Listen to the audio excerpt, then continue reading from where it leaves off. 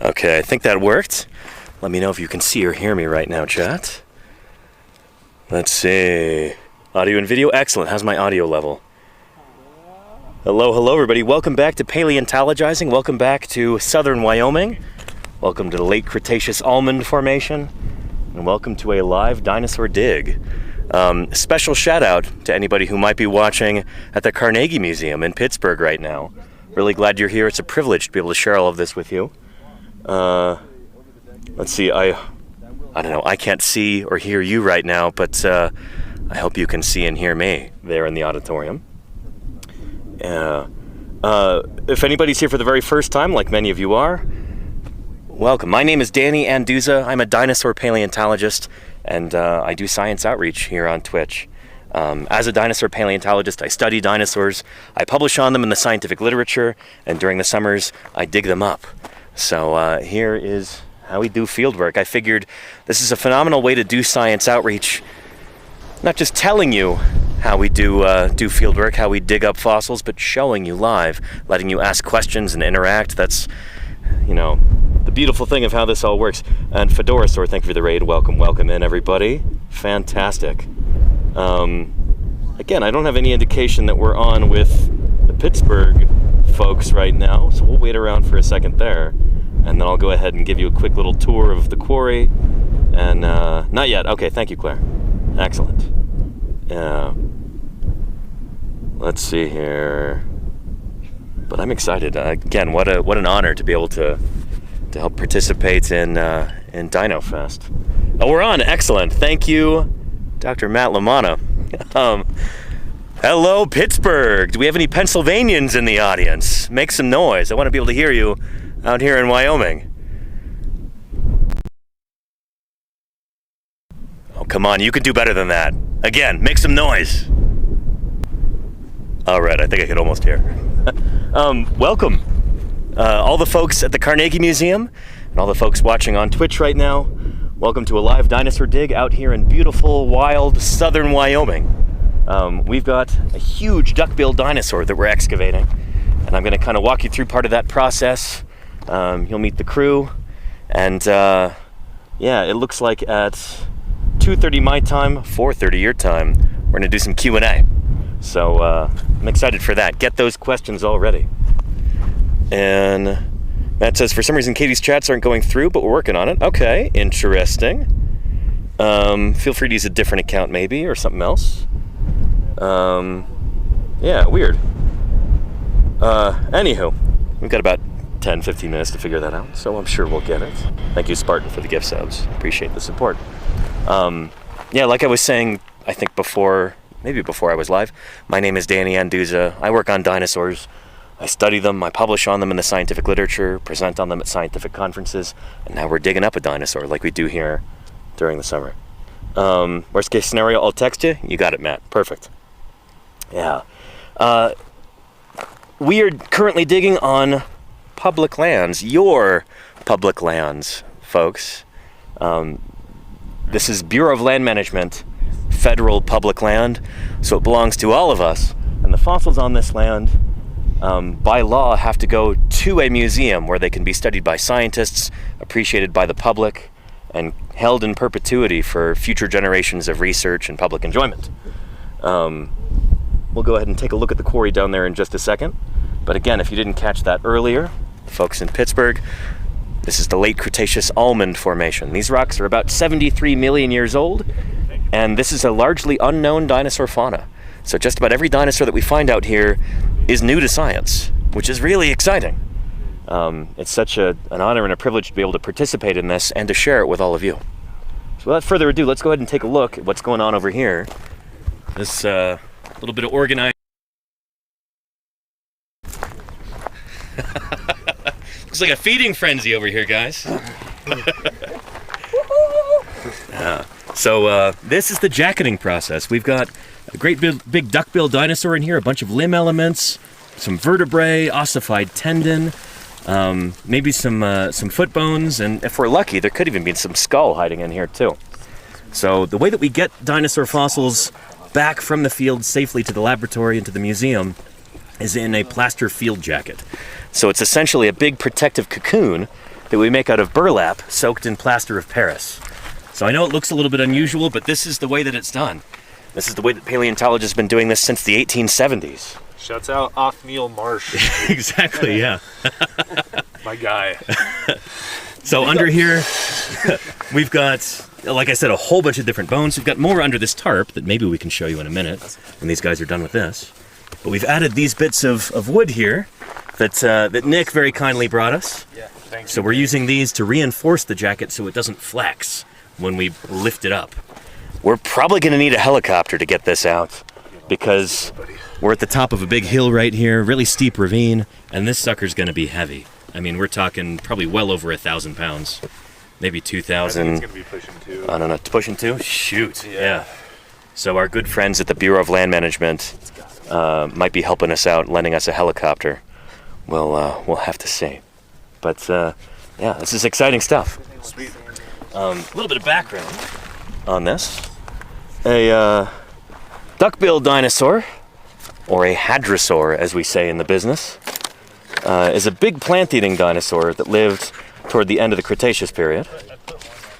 I've got an artist representation of some right here. That's handy little laminated visual aids. So here's 2 duckbill dinosaurs that might be pretty similar to our guy here. So these are Saurolophine hadrosaurs. I think these are Critosaurus here. So our guy would be a lot like this. Got big beefy hind limbs, kind of smaller forelimbs. These guys could probably walk on 2 legs or on all 4s, depending on how they're feeling. That's kind of what you see here. They probably ran on 2 legs and then walked at a leisurely pace on all 4s. They're plant eaters, really, really abundant in this formation. The majority of the dinosaurs that we found here in the Almond Formation are hadrosaurs. So this must have been a really nice kind of environment for them. And what would that environment have been like? Well, shoot, let me give you a little bit of geological context here. This is a lovely little infographic done by Ray Troll. Many of you have probably seen this before. So really simplified, like, fossil record here. The Mesozoic era right there is the age of the dinosaurs.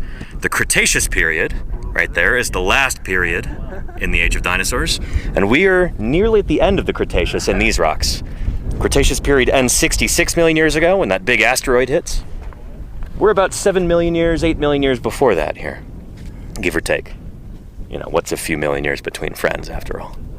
But yeah, the late Cretaceous Almond Formation, about 73 million years old. And at this time, in the late Cretaceous, Wyoming looked very, very different. Behind me you see a great big vista, this, enormous valley here. We've got mountains off in the distance. Just this really arid kind of high desert environment right now. Not a whole lot growing, but sagebrush and a few other scrubby plants. But 73 million years ago, this area would have been unrecognizable. So imagine looking out at this landscape, and then imagine with me, take those mountains and those hills and crunch them down. Push them down so this is all flat. And then you've got the ocean right out there. At this time in the late Cretaceous period, North America would have looked something like this. There was a big, shallow seaway that separated the continent in 2. They call it the Western Interior Seaway, as you're seeing right there. And we have Wyoming highlighted in red there, that little red outline box. That's roughly where present-day Wyoming is. So when these dinosaurs were walking around, this was coastline here. And it was at sea level. 0 elevation, practically. This would have been an immense, wide floodplain, warm, wet, maybe kind of subtropical. You had palm trees and some broadleaf trees, ginkgos and ferns, and it would have looked kind of like present-day Florida, or maybe the Louisiana Bayou, Mississippi Delta, something like that. And we're in excellent, Katie. Beautiful. Thanks, Katie. Katie's going to be relaying questions from the audience to me in just a few minutes here. Yeah. So anyway, yeah, this would have been a broad floodplain right on the coast. And in the water, you had crocs swimming around. You had big freshwater predatory fishes. You had lots of shellfish, things like unionid clams and stuff like that. And on the land, you had lizards, you had tiny little mammals scurrying around, and you had dinosaurs all over the place. Some of them really big, like our duckbill. Some of them a lot smaller. But again, this is just about 7 million years before you get dinosaurs like T-Rex and Triceratops, that classic kind of Maastrichtian Hell Creek style fauna. This is a little bit before that. Some of the ancestors of T-Rex and Edmontosaurus, and Pachycephalosaurus, Triceratops, some of those guys may have lived in these rocks, and we're discovering that now. We're finding some of these dinosaurs that are new to science, and it's pretty exciting. We're tremendously grateful to the support we've had from the Carnegie Museum and your supporters there at the Carnegie. It's wonderful that we have this partnership going, and again, we're deeply grateful for that. Let's take a look at some of those bones if we get the chance. Maybe I can remove that tarp and we can see some bones exposed that haven't been jacketed yet before we get into our Q&A here. All right. Hey, somebody help me pull that tarp aside so we can take a look at some of the fossil bones in there. I guess so. All right. Oh, let's do a quick little intro as well. Got Ethan here. Where are you from, Ethan? Salt Lake City, baby. Yeah. 3 miles down the road. Nice. From Pittsburgh, we have Nick Hornacek here. Hi, yes, I'm Nicholas Hornacek. I'm a fellow volunteer at the Paleo Lab in the museum. All right. So some of you might have seen me working with Dan. Nice. But I work on the fossils collected here. Fantastic. Pennsylvania's native son. That's Yeah. We got Luke right here. He's our boss man at the site today. How's it going, everybody? Yeah. My name is Luke. I'm from Essex County, New Jersey. Oh yeah, represent. Represent. Toughest guy in Essex County. Forget about it. Also from Pennsylvania, we got Eric. Hello. How you doing, Eric? Where are you from in Pennsylvania? Good. Indiana County, Yeah. about an hour northeast of Pittsburgh. Nice. Any other Indiana County residents there in the auditorium today? Make some noise. Yeah, nice. And then just joined us after our stream earlier this morning, making his first appearance this season, Nick Oliver from San Diego. How you doing, Nick? Pretty good. Yeah. Nick just graduated. He's going to grad school soon, and we're really excited for him. So, pretty awesome. Yeah. Thank you. Yeah, Nick's a good guy to have around. He brought this wood up here for us to reinforce this jacket. Let's pull some of the tarp off here. We'll take a look at a few of those bones. I'm going to warn you, everybody watching, these are not going to be particularly photogenic. This is not going to be like in Jurassic Park where there's just a beautiful, perfect skeleton in the ground. This is going to require a little bit more imagination than that. Yeah, but we've got, you see right here, what looks like maybe a big tibia or something. So this could be a big shin bone of this dinosaur, which would be this bone right here in the lower leg. And that seems to connect to a femur that we have up here too. Again, it's not the prettiest in the world. It extends throughout here, and then you've got the femoral head where it attaches to the hips right there. All of these identifications we have so far are a little tentative. We're not 100% sure that that's a femur or that's a tibia. We don't want to uncover too much of the bone right now because we risk damaging it. We want to make sure that these are safely cocooned in a field jacket like that so we can get them back to the laboratory and then open them up under controlled conditions, be nice and careful. When we're out here in the middle of the wilderness, we can get sudden thunderstorms or dust devils or, crazy wind that blows through. It's wild out here. So we want to do the actual careful work back home in the laboratory where it's nice and air conditioned and much more predictable than it is out here in Wyoming, We've had our fair share of unpredictable situations so far this season, but we love it, So there you go. We've got a bunch of other bones in there too that we can't quite identify yet, but this whole block here, we've excavated around it, so yeah, everything that you see that's poking up, there is bone up through here. So we got some right there. Right, so hard to tell that it's bone. Right? It is hard to tell that it's bone, and a lot of this is covered by this kind of nasty concretion stuff that it'll be much easier to remove in the lab. Right, these little dots you see are little trabeculae Yeah. or bone cells. That's how you could tell that it's bone. Nice. Or you could break it. But Awesome. Don't break it. Thanks, Nick. Nick might actually be working on this in Pittsburgh in just a few short months, so. Well, maybe Yeah. a couple years from now. A couple years from now. We've got a lot of other things in the hopper first, but Yeah, we shall see. If the specimen goes to Pittsburgh, I'm not totally clear on which ones are going to Pittsburgh and which are going to the Cincinnati Museum. But all of the fossils we're digging up here, you know, as a wise man once said, that belongs in a museum. These are all going to museums where they can be protected for future generations of paleontologists. They can be studied and they can be enjoyed by the public. Maybe some of these dinosaurs are going to go up on display for everybody to look at. That would be pretty cool. So anywho, yeah. Do we have any questions from Katie there in the audience at the Carnegie Museum? Let me know. And then I can also show you how we're broadcasting right now. Again, we're out in the middle of nowhere here in beautiful wild Wyoming. There's not much cell phone connectivity. We're pretty much off the grid, so we've got a satellite dish right there that I brought out here, and a solar panel and a little solar battery. So it's via this equipment that I'm broadcasting to you right now. Good stuff. Yeah. And I'm sorry to Twitch chat, I'm being a little bit neglectful of your questions right now because we've got a live audience in Pittsburgh. Yeah. There we go, there's Katie. How long was a dinosaur's lifespan? Oh man, we're starting off with the difficult questions right off the bat. Yeah, it's a tricky one to answer. In science, you know, we don't just have hunches, we don't just speculate. Science is all about testing ideas. You can look at a dinosaur and go, it's really big. I'm sure it grows slowly. It must be very, very old. But that wouldn't be science. Science is about testing ideas using evidence. And the best way to figure out how old a dinosaur was when it died is to, this is going to sound dramatic, but it's real, cut the bones open and you look at the growth rings on the inside. Kind of like looking at a tree stump to figure out how old the tree was before you cut it down. Dinosaurs also laid down annual growth rings like that. So if you count those and do a couple other clever things, you can figure out how old the dinosaur was when it died. Most dinosaurs kind of lived fast and died young.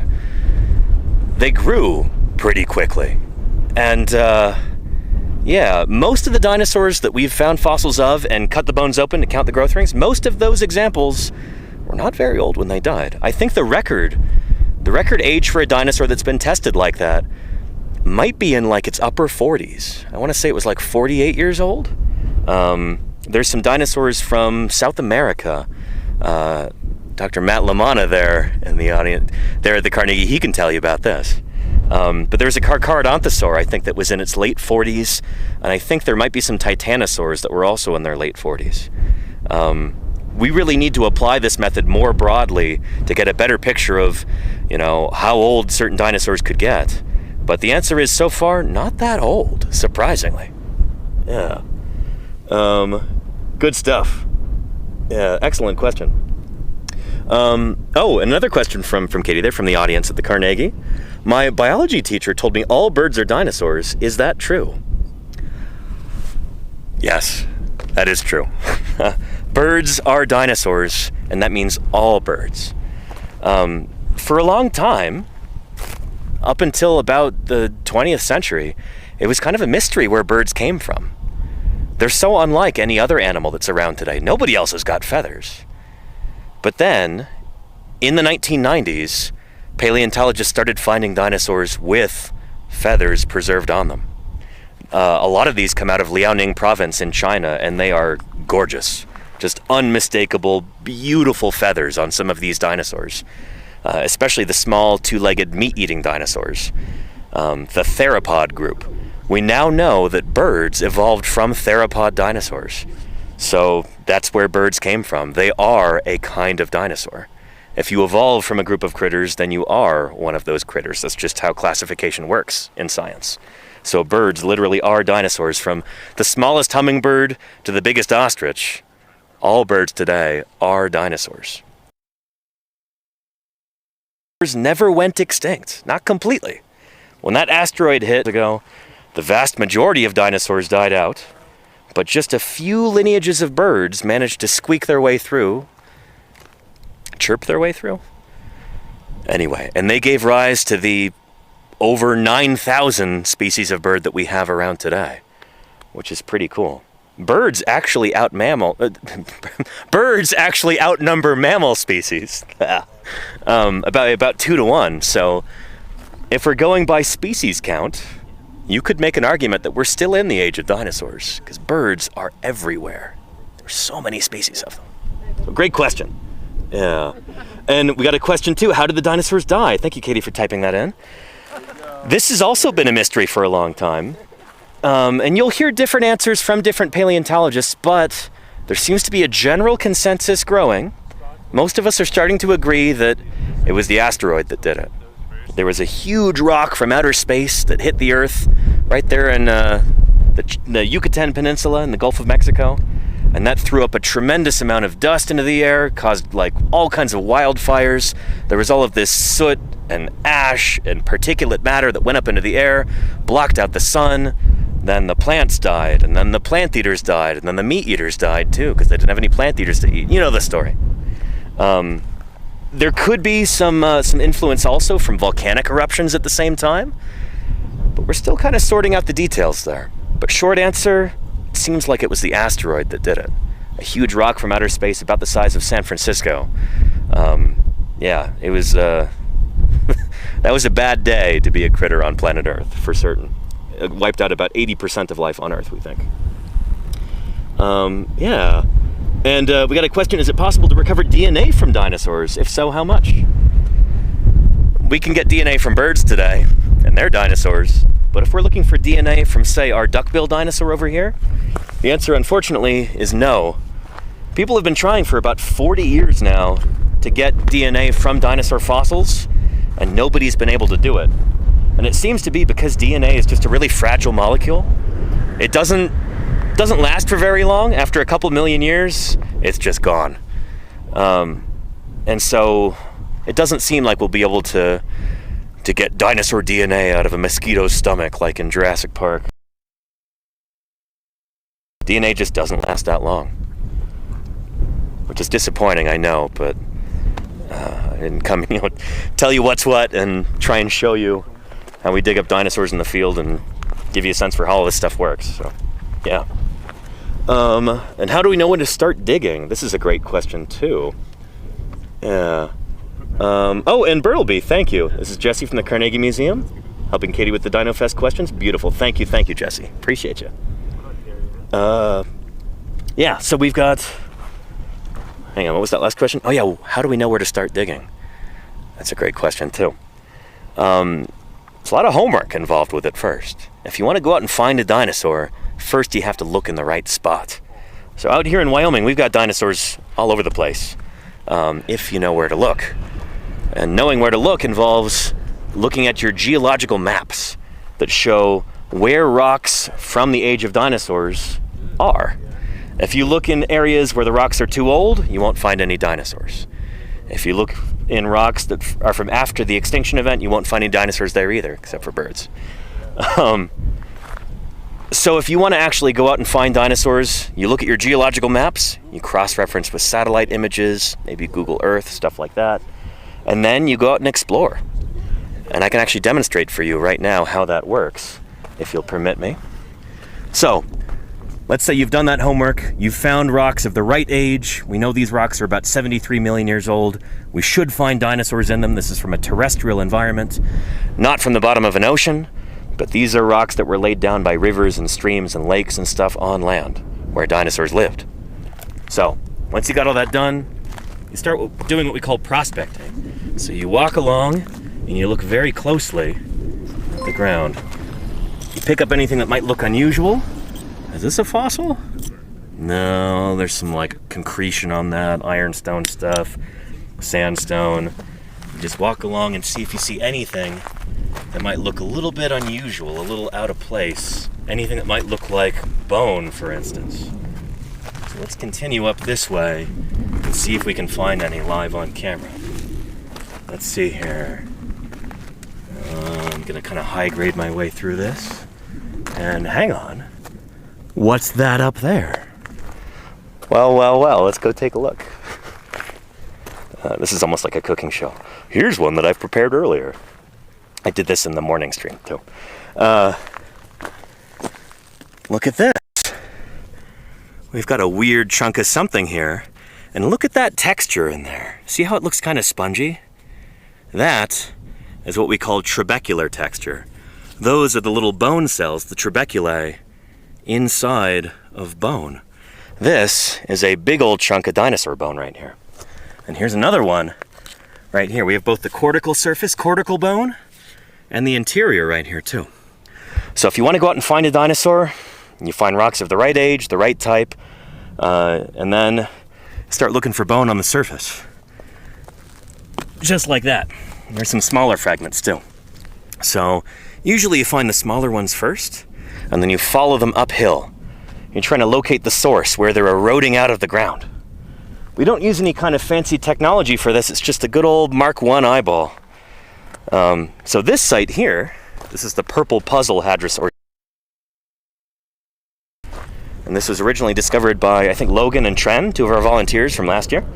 Walking through this ravine, and they started finding fragments of bone on the side of the hill. So they just started following that up, almost like following breadcrumbs. I've heard it said many times. And then they found the source. So the bone just kept going up, and then it stopped. And they said, this looks like the source right here. They dig in, and there's bones there in the rock. And it turned out to be a whole site. So, yeah, that's how it works. I hope that makes sense. Yeah. Now let's see other questions here. Yeah.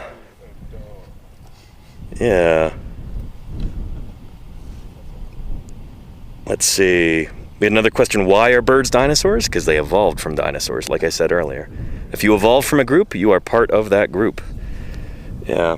Oh, and also, is this the only site you're working on? No, we've actually got several sites running simultaneously right now. So this is the Purple Puzzle Hadrosaur site here. We also have another site called Josh's Knoll. We've got an armored dinosaur, an ankylosaur coming out of that one. It's gonna look something like, there we go. Here's a skeletal drawing. Something like this, like a nodosaur. Yeah, so really cool armored plant-eating dinosaur. It will also be a new species. Time will tell. We'll have to get it back to the laboratory and get that cleaned up. And then we've got a ceratopsian dinosaur site too. So a horned dinosaur that would look something like this. There's Pentaceratops right there. That might be pretty similar to our guy. And that's more or less what it might look like in life. What I think is Anchiceratops right there, rather. Ankysaurus is a sauropod. Anchiceratops is a ceratopsian. Yeah. So, yeah, and then we've got another site called Turtle Hill where we've got a beautiful sample platter of all these little critters that lived in this environment. We've got turtles, we've got garfish, we've got bowfin fish. We've even got a little tooth from a mammal, one of our ancestors, that lived during the time of the dinosaurs. Little squeaky mouse-like guys. So yeah, we've got a whole bunch of different sites that we're all working simultaneously. So we've got different crews at each of the sites during the day.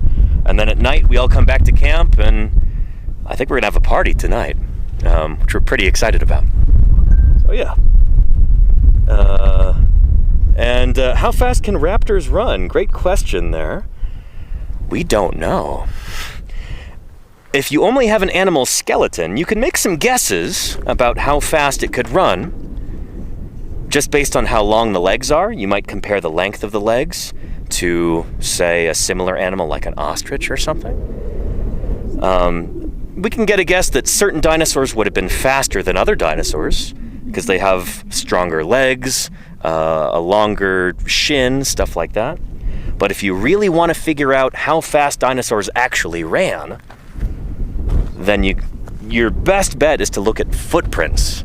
Sometimes you can find a trackway of a dinosaur that was running across a mudflat, and you can measure how far the footprints are from one another. And if you know the hip height of the animal, which you can kind of estimate based on the length of the tracks, then you can calculate how fast it was moving. And we know some dinosaurs could run as fast as maybe 25 or 30 miles an hour. And your raptor dinosaurs, like Velociraptor and Deinonychus and Utahraptor, they may have been pretty quick. They seem to have pretty strong legs. They may not have been as fast as, say, the ostrich dinosaurs, but they were probably pretty quick. Yeah. But the short answer is we don't know exactly how fast they could run. Maybe someday we'll figure it out, though. Maybe the person asking that question will figure it out someday. I think we've probably got some aspiring paleontologists in the chat, people who want to grow up to work on dinosaurs and other fossils. That's one of those mysteries that's still yet to be solved. How fast could these animals run? Maybe you'll be the one to figure it out. Let's see. Oh, we've got a question. Do you ever have any accidents in the field? For example, do you ever break a bone?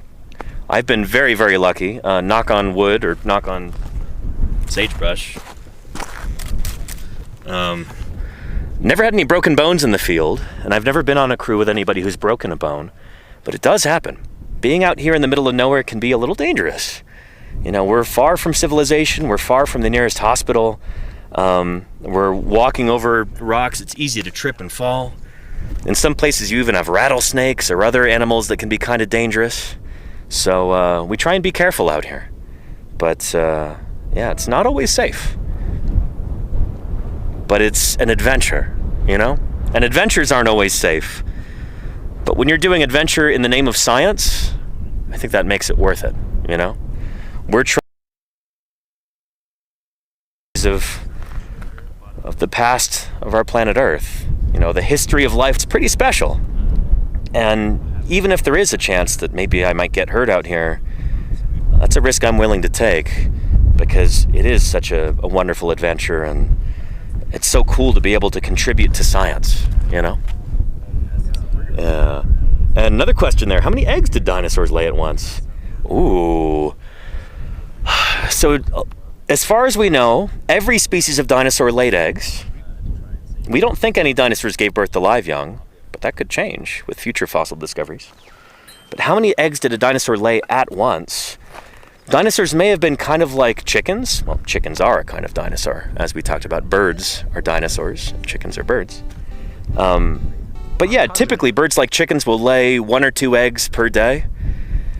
Dinosaurs may have been the same way in a lot of cases, but some dinosaurs may have laid 20 or 30 or 50 eggs at once. There are nests of sauropod dinosaurs, titanosaurs from South America. And you know, actually Dr. Matt Lamanna there at the Carnegie, he could tell you all about this. Matt, tell the audience about how many eggs you get per nest from places like Alcamuevo. How many is that?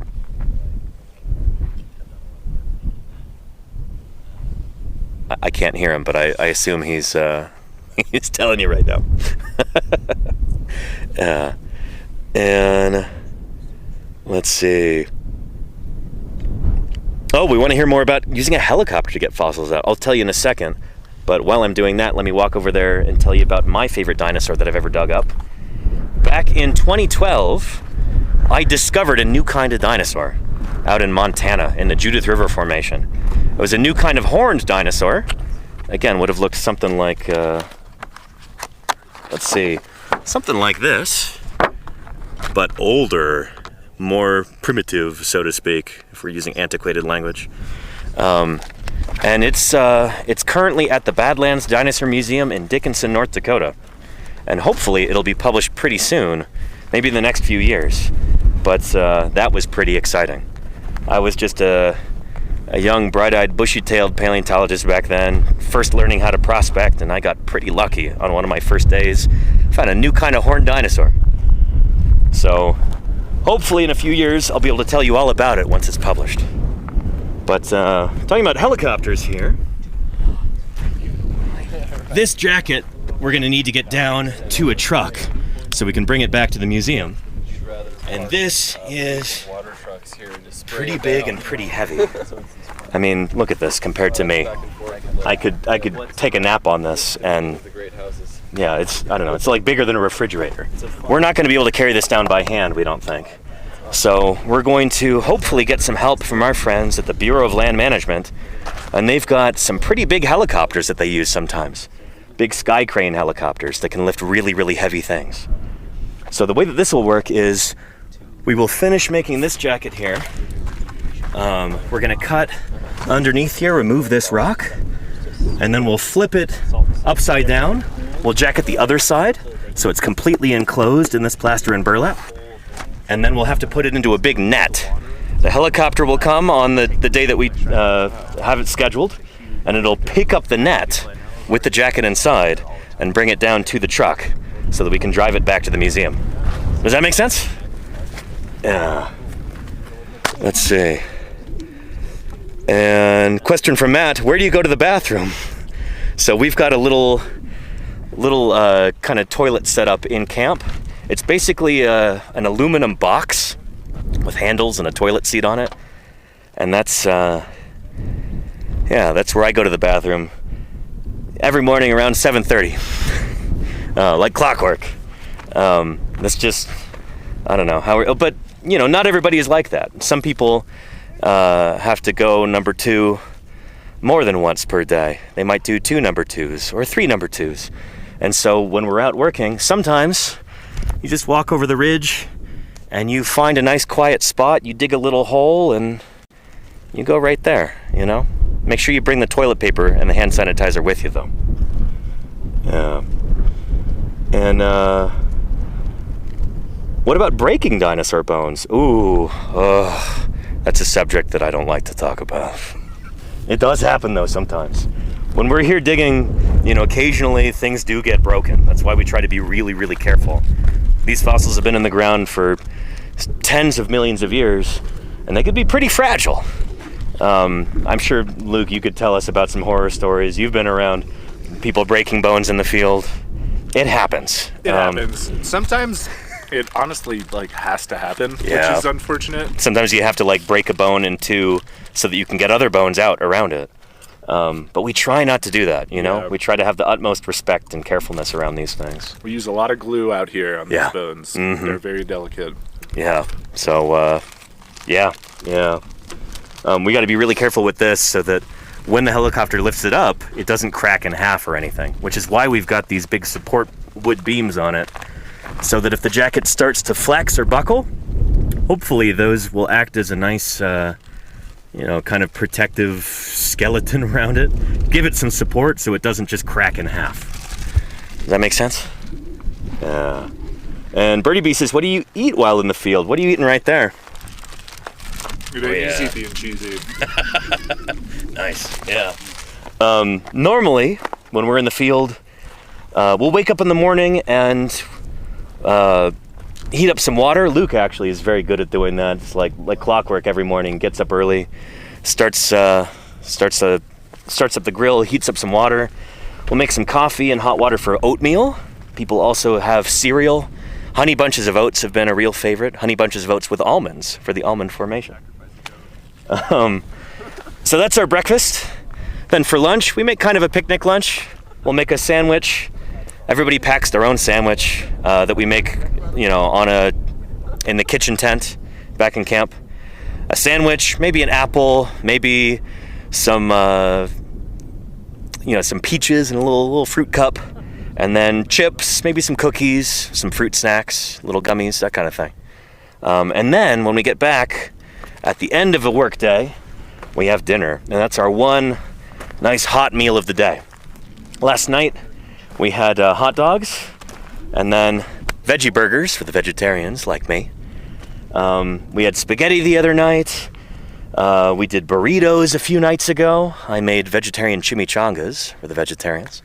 So we eat pretty well in the field. It's not expensive food, but it's nice and filling. And the thing is, everything tastes better when you're out digging dinosaurs. It's pretty good. Food that back home, you'd be like, oh, I don't know if I want to have that. Out here, it's like, oh yeah, give me that. It's good stuff. Yeah. We got 2 questions about T-Rex. How big was T-Rex and where do you find them? So Tyrannosaurus, they started off really small when they're first hatched. They hatch out of an egg about the size of a soccer ball, maybe smaller. But then by the time they're an adult, they're 40 feet long, like 13 meters or more sometimes. So a big, big, big animal. That's almost as big as like a school bus or something. They were big dinosaurs. They're some of the biggest meat-eating dinosaurs around. We don't have them in the almond formation. This is too old for T-Rex. T-Rex had not evolved yet. But we're hoping we might find potentially an ancestor of T-Rex out here. Where T-Rex is, where you go to find them, is places like northern Wyoming, up in the Lance Formation. Places like Garfield County, Montana, near the little town of Jordan. I've done a lot of work out there. Found some T-Rex, actually. And then North Dakota and South Dakota are good places, too. There's a few scattered ones in maybe Utah, potentially New Mexico. There's some T-Rex from southern Canada, from Saskatchewan, I think. But for the most part, Wyoming, Montana, North and South Dakota are your places to find T-Rex. Yeah. And about 5 minutes of time left at the museum. Excellent. Thank you, Katie. And how many dinosaur species are left to find? Oh, Bertleby, that's a great question. Whoever asked that in the audience, you asked a good one. Thank you for that. This is something that I've actually been doing a lot of thinking and some writing about. We've found about, depending on whom you ask, between 1,000 and 2,000 species of dinosaurs so far. It's tricky because you might find different parts of the same kind of dinosaur skeleton and think they're two different species when sometimes you get different morphologies, different that are actually the same dinosaur at different growth stages, so it can get confusing. But we've probably found less than half of all the dinosaur species that ever lived. In fact, I would guess probably a lot less than that. It's a tricky question because a bunch of it is determined by, well, what do you consider a species? At what point does something become a new species when there's a lineage evolving over time?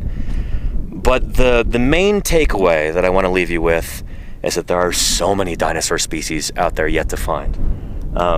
Last year, we had over 40 new species of dinosaur named, just in 2024.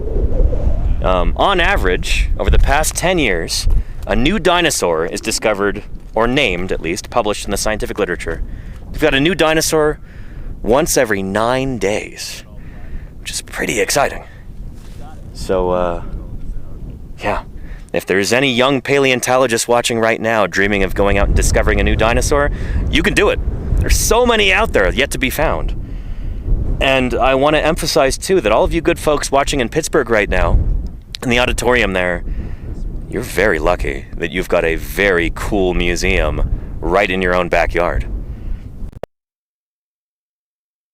Nice to anybody who wants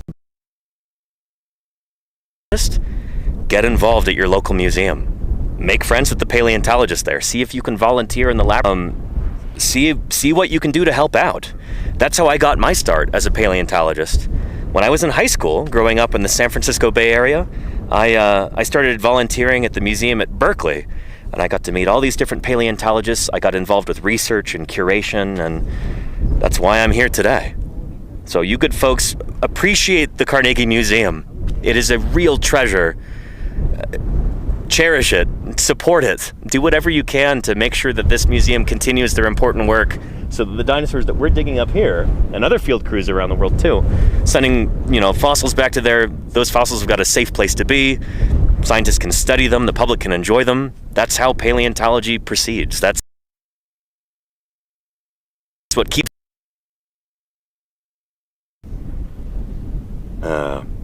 and I think we're just about coming up on time now. I know the museum's got... I want to thank everybody for watching. Thank you for your questions.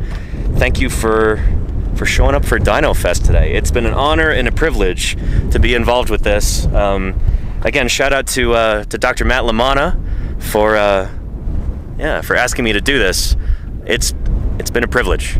It's been a lot of fun. So, with that, I think we might be signing off.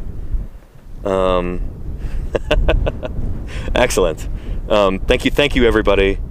And let's go say hi to the crew again. Do a final sign off here. There we go. Everybody, you want to say goodbye to everybody in Pittsburgh? Bye, Pittsburgh. Love you. Yeah. Thanks again for watching, everyone. And hope you enjoyed Dino Fest today. Yeah. Thank you. Take care. Nice. Matt says back at you. Thank you, Matt. All right, cool. Nice.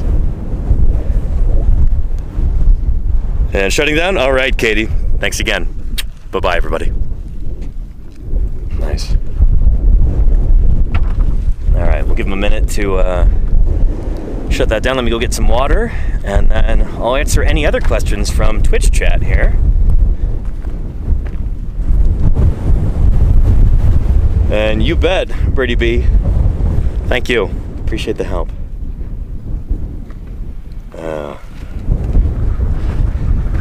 How we doing battery-wise over here? We're getting some clouds, so we might be getting a little bit less power through here. 70%, we're doing really well. Nice. Excellent. Yeah. And yeah, Twitch stream is not ending, no. We're, yeah, you folks on Twitch have got a backstage pass. But how cool to be able to participate in Dino Fest at the Carnegie Museum. What an honor. It's cool. Maybe we should do this again next year. Yeah. And where would you find therapsid bones, says Rawman. Do you mean like more basal therapsids? So like non-mammalian therapsids? Great places for those would be in rocks representing like Triassic or maybe earliest Jurassic sediments. So yeah, good places might be St. George, Utah, where I was a couple months ago. We've got some therapsids from there, I think. Places like South Africa. There's some really neat exposures in Russia. Yeah. There's, I don't know if we have any in Wyoming. I'm not an expert in therapsids, but I'm glad somebody's excited about them. Yeah. Let me drink some water and then I'll answer your question, Stevie Seal. That's a good one.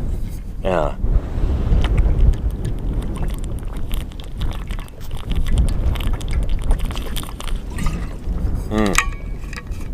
How can we tell what a dinosaur ate? It's a few different ways. Some of them are more oblique, like looking at the teeth of a dinosaur can give you some clues as to its diet.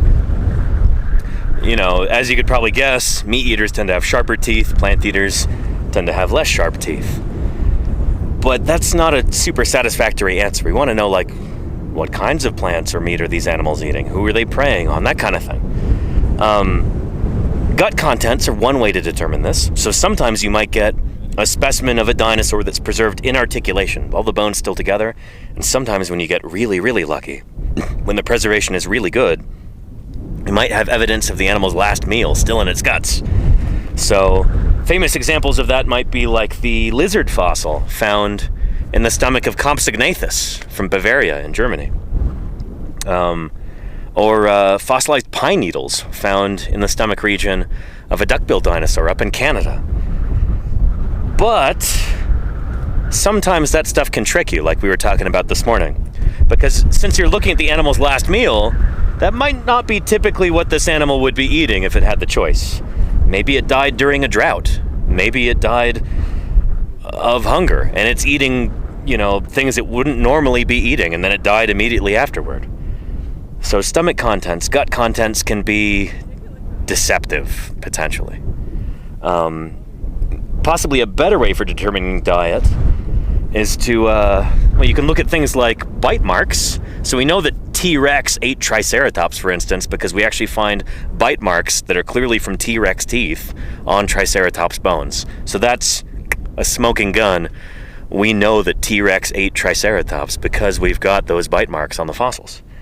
Another thing that you can do that I don't understand quite as well, outside my wheelhouse, is look at stable isotopes. So you can actually look at isotope samples that you take from teeth and from other elements of the skeleton, and you can use that to determine basically what the animal is eating. Did it have like a really carbon-heavy diet? Is it or meat-heavy diet? That kind of thing. But again, this is outside of my realm of expertise. I don't feel super comfortable, talking about it because I don't have the terminology down. Hope that makes sense. Yeah. Kleindell says, thank you so much for the stream. Is it possible to give a rough estimate on how much time it takes to prepare going to a site, actually working on the site, and do the work in the lab afterwards? Oh boy, years. Yeah.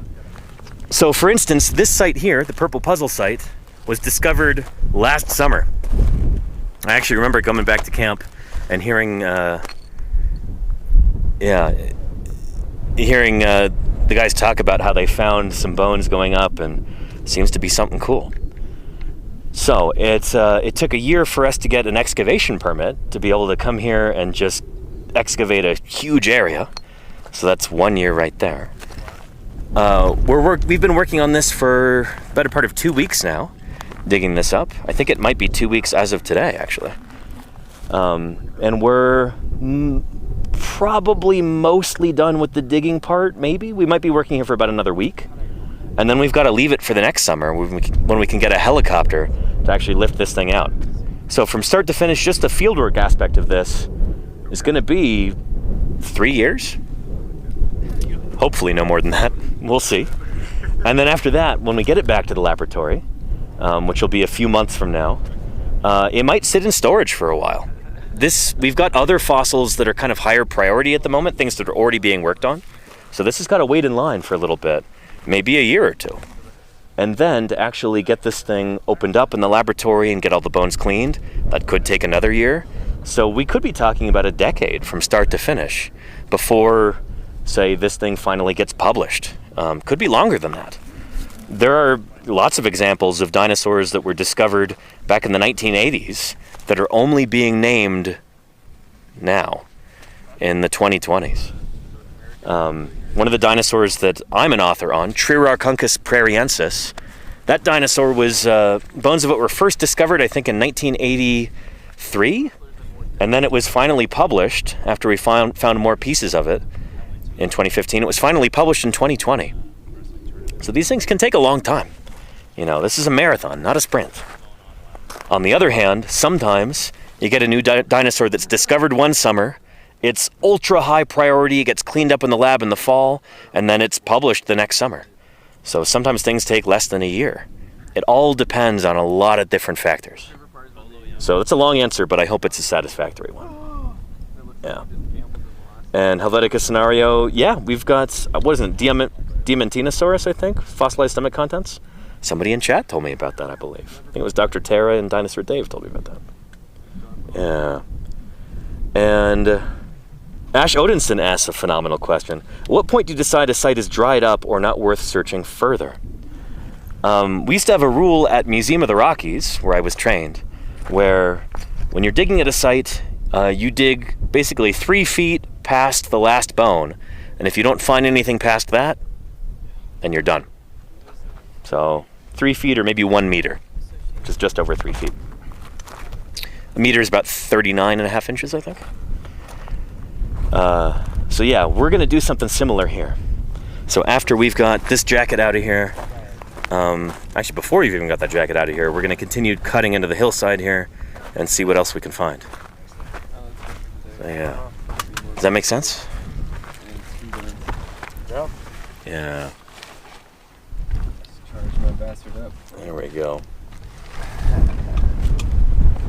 And Kleindell, hey, I appreciate you. Thank you for the kind words.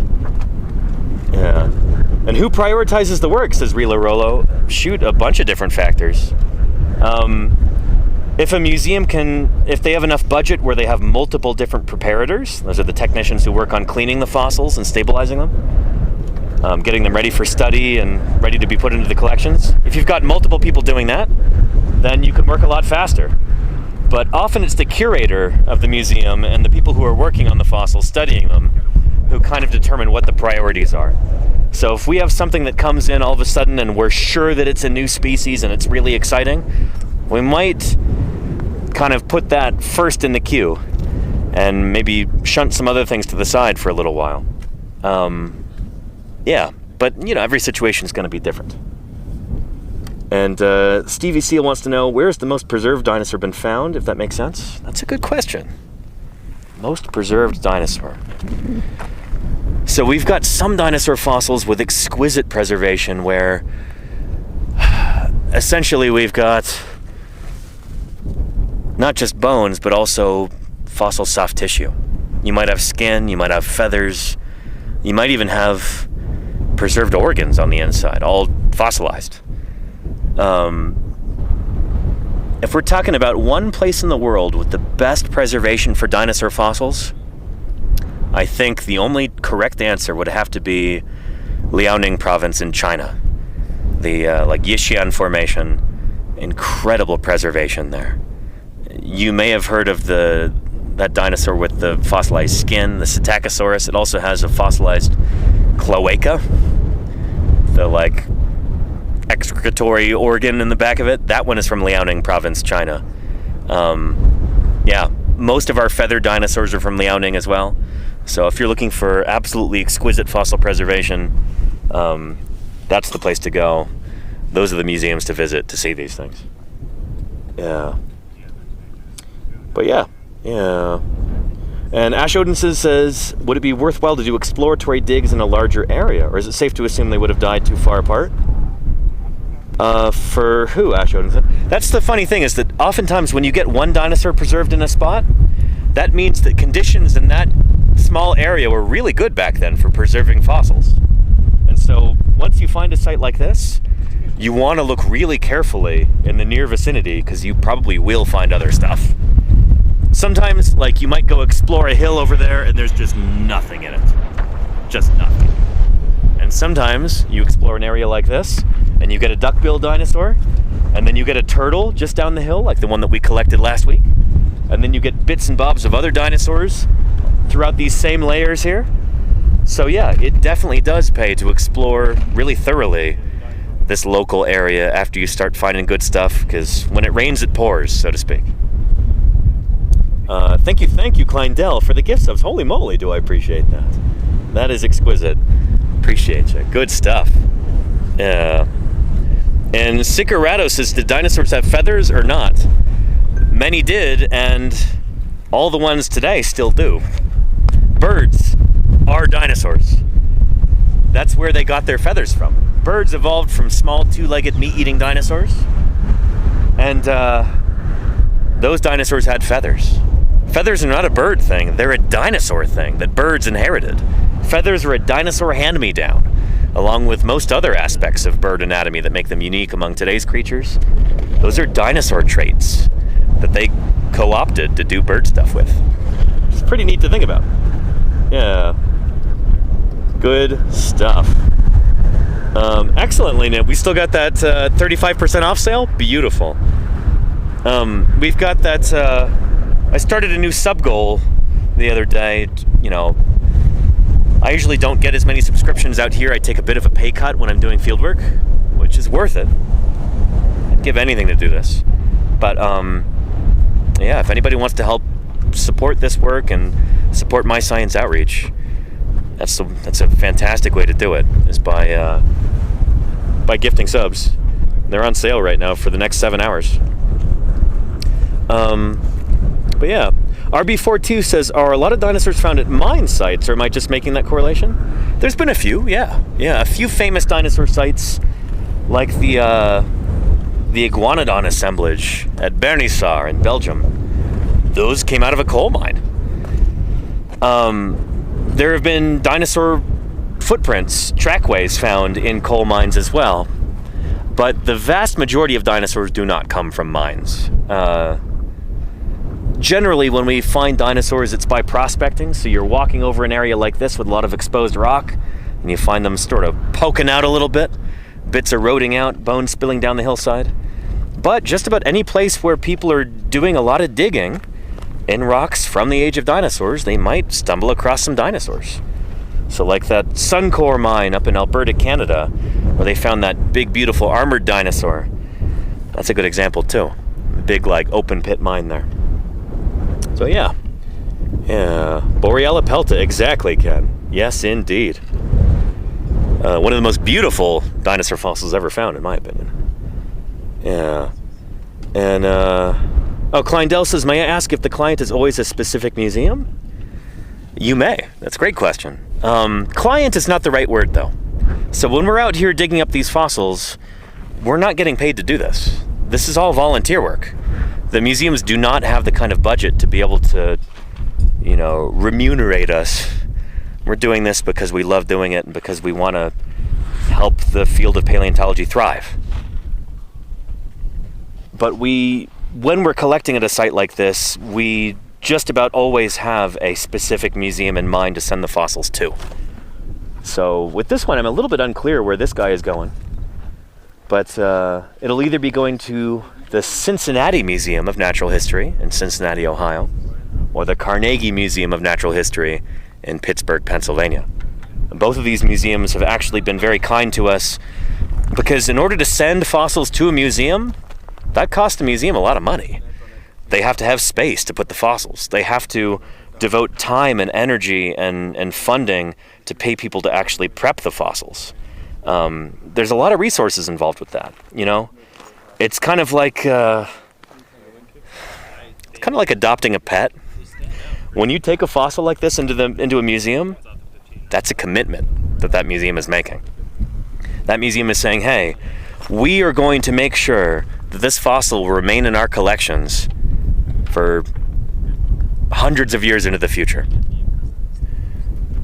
In perpetuity, held in the public trust.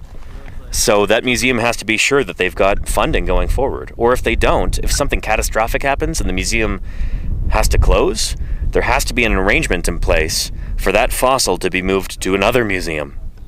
They always have to stay in a museum. So that's why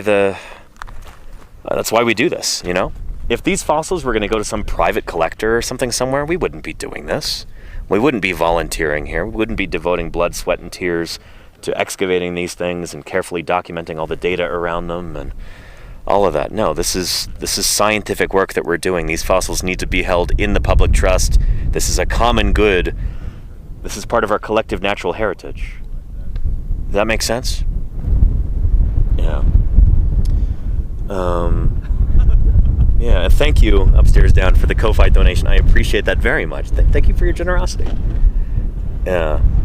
And Ash Odinson, that helicopter will be a BLM helicopter. They actually own a few helicopters that they use for emergency rescues and for all kinds of other stuff. And so what they're going to try and do is our friends at the Bureau of Land Management are going to try and design a training mission around this site so that they can, in order to keep their pilots up on their skills and everything, they have to have training missions every once in a while. And so we're going to have this be a training mission for them, getting this fossil off the ground and onto a truck so we can drive it to a museum. This will be special training in rugged terrain. I think that's going to be really cool. And I've worked with helicopter crews before in lifting dinosaur fossils out of the ground, and yeah, it's like, I remember one pilot, he's like, I can't wait to tell my wife about this when I get home. I got to lift up a dinosaur with the chopper today. How cool is that? Yeah. And Cyber Audio says, do state laws have anything to say about where the fossils go and who owns them? Absolutely, yeah. So, in the United States, under U.S. law, the ownership of the fossil is determined by the landowner. So, on state land, the fossils belong to the state, whatever state that might be. On private land, unfortunately, the fossils belong to the private landowner, in my opinion. You can have the most scientifically important fossil in the world, but if it's on a landowner's land and he or she doesn't appreciate that fossil, they could grind it up into fertilizer if they want to. There's no protections for that kind of thing. Most people are not like that. Most people appreciate how important these specimens are, and they'd like to see them go to a museum, but a lot of people want to sell them too. But if a fossil is on federal land, like Bureau of Land Management land out here, like we're working on under permit, then these fossils belong to we the people of the United States at a federal level. And so they need to go to a museum.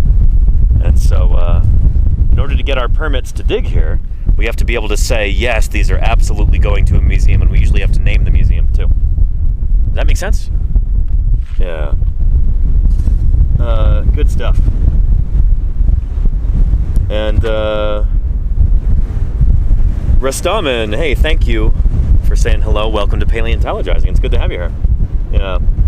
Rawman says, what if it's on no man's land? Oh, you mean like in World War One? You know, there really isn't any no man's land in the U.S. anymore. I don't think there's any unclaimed territory just about anywhere. So it's kind of a moot point. Yeah. Yeah. Anyway, any other questions, chat? Let me go get some water while you got some questions brewing up. See the guys working here. We're gonna move some more rock, letting that plaster dry right there. Yeah. And yeah. And upstairs down. Oh, that's very cool. I've been in a few helicopters before, and one of them even took off from the ground.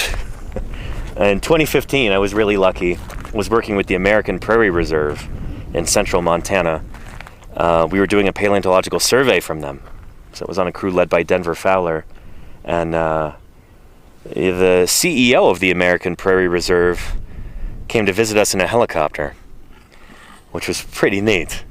So he touched down right there on the road. We talked to him for a little while, and he says, mind if I go for a little walk and you guys can take a spin in the chopper? Like, yes, please. So the pilot took us up. We got to do some prospecting from the air. So from 400 feet, just looking down at all the rock formations, trying to spot triceratops poking out of the hillsides and stuff like that. It was magical. I'd love to do that again sometime. Yeah. And Darkwood Dragon says, what is the strangest place you've ever had to dig? That was probably this year, just a few months ago.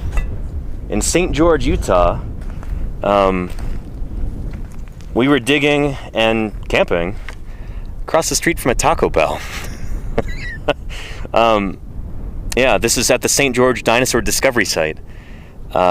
So we were across the street from the museum. The museum was built over a really important dinosaur footprint trackway. So that's on location in the middle of St. George, Utah. So when I was there, I set up my tent right there next to the site. So we've got fossil site, my tent. Behind we had a housing development. Off to one side there was a middle school. Behind us was a city park. And then there was one of the main roads of the town that ran right next to the fossil site. Across the street was the museum, Taco Bell, a Smith's grocery store. Yeah, I ate a lot of Taco Bell those 2 weeks that I was there. It was, it's pretty great, actually. Yeah. And we streamed it too. So many of you in the chat were there watching. And there we go. From upstairs down, how do they estimate dinosaurs' stride length and how fast they could move? That's a good question too. In order to estimate stride length, you have to have a rough idea of how tall the animal is and how long its legs are. So like from the hips down to the ground. And you can try and estimate that hip height by the length of the footprint, so how big the feet are basically. There's some wiggle room in there. It's not super precise, but you can get it down pretty well where you can determine how fast the animal is moving. If you can estimate its hip height and then you measure how far apart the footprints are, does that make sense?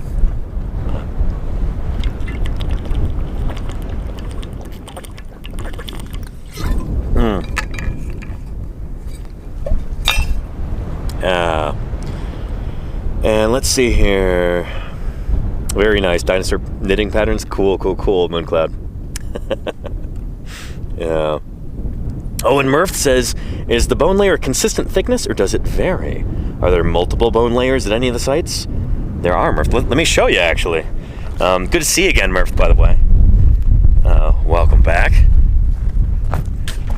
Yeah, so here at the Purple Puzzle site, just yesterday, Quinn and Luke found a gar. And I think it's in a different bedding plane than our hadrosaur here. So let's go take a look at that. But sometimes you do get multiple fossiliferous levels in the same site.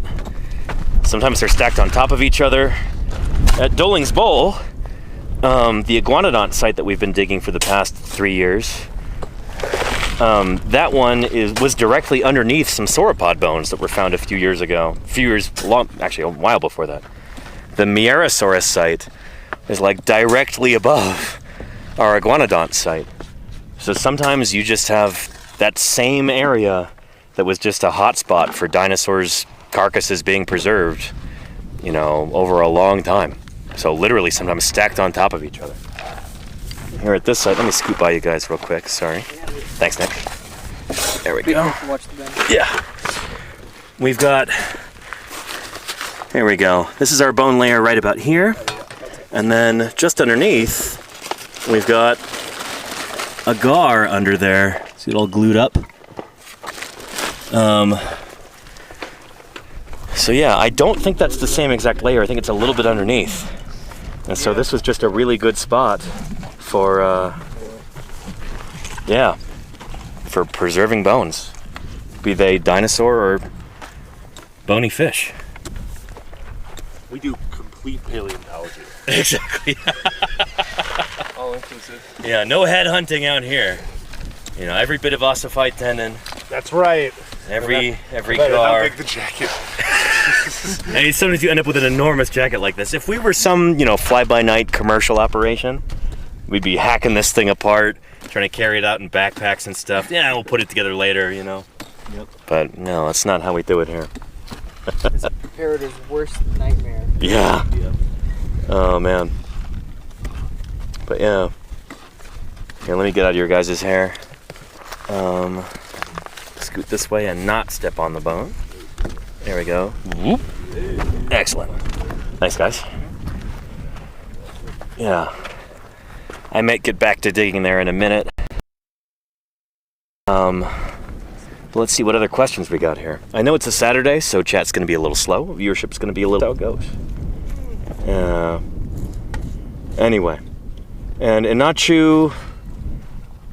Yeah, I don't predict that sort of technology will be used to find dinosaur bones at any time in the near future. But, yeah, in a place like this, we have difficulty telling the rock from the bone even when we're looking right at it. Because you have all of this concretion that's right there on the surface of the bone. Good luck having a computer try and do that when you have trained paleontologists who are like, shoot, I'm not sure about this one. You know? I do not have high hopes for that kind of technology, but maybe I'll be wrong, who knows? But I don't think so. If anything, kind of remote sensing technology and stuff like that, it can be used under maybe very specific circumstances where you're like, okay, we think this animal had a skull, we don't know where it is, we've got to either dig up the entire hill or try drastic measures to try and find it using, I don't know, Geiger counter or something like that if it happens to be in an area where you have radioactive bone. But those are really rare circumstances, and I don't see that changing anytime in the near future. If that makes sense. Yeah. But yeah. And let's see. And there you go, upstairs down. Yes, LiDAR is mainly used for archaeological remains close to the surface. That's in soil, you know, like soft stuff. We're pretty lucky at this site in that our rock is not particularly hard, but in other sites, like the Ceratopsian site or something, good luck. It's like trying to tell rock from rock in amongst a bunch of rock. Yeah. But yeah. And radioactive bones are a thing, only like slightly radioactive in the Cedar Mountain Formation. Jim Kirkland could tell you a little bit about that. There's an ankylosaur called Animantarx. Animantarx Ramal Jones, I think. And it was named for Ramal Jones because he helped find the darn thing using a apparatus that he rigged up. He built it at home, I think. It was essentially like a Geiger counter mounted on a little cart, so it kind of looked like a lawnmower, and I think it had lead shielding over the top of it. And so he ran this over the surface of the rock, and then he got very, very faint radiation readings in a certain spot, and he said, dig there. And they ended up finding an armored dinosaur there. So to my knowledge, that's the only time that technology like that has ever been used to find a dinosaur. And it only works under very specific circumstances when the bones actually are slightly radioactive. they're not going to be dangerous to touch or anything. The radiation is very, very slight. Like, you would probably get 100 times more radiation just getting a chest x-ray. But, yeah, that sort of thing has been done under very, very specific circumstances. But then you have other places, like in the Morrison Formation of eastern Utah. Sometimes the bones are hot, like not safe to touch. Again, that's in a very specific place. This is not usual at all. This is like, you know, totally the exception to the rule. But there, you actually get dinosaur bones that they were fossilized in such a way that there's a lot of uranium there. So, like, there's naturally occurring uranium in the groundwater, and, you know, these dinosaur bones were basically found in a uranium mine. So they are highly radioactive out there in eastern Utah. But again, that's very unusual. Yeah. And yeah. And Deathsaurus says, are you sure no paleontologists have developed superpowers for being exposed to radioactive dinosaur bones? You should ask Ethan Cowgill about that. Maybe that would explain a few things, huh? Our expedition lead out here. There you go, Crimson Carnotaurus. Naturally occurring nuclear reactor in Gabon. I'm not really familiar with that visibly upset. No. Anywho. Yeah. Yeah, it looks like they've got things pretty much down there. I don't think they need much more help, so let me know if you got any other questions. Let me apply some chapstick here. This area can just be murder on your lips. It's so dry out here. Yeah. Hopefully Paleo Ken is going to be dropping by pickup spot in town to get a package for me. I ordered some more lip balm with SPF, along with a laser pointer that I might be able to use on stream to actually point things out without just my finger. Should be a more precise way of indicating things on stream. Hopefully the camera picks that up. And also, there's a whole bunch of underpants and pairs of socks. I haven't had a chance to go into town and do laundry, so yeah, ordering more clothes. You know, I can use them throughout the rest of the year too. I can always use more socks and underwear. So hopefully Ken will be able to pick those up later. Hopefully I don't give him too much trouble at the shipping store. Yeah.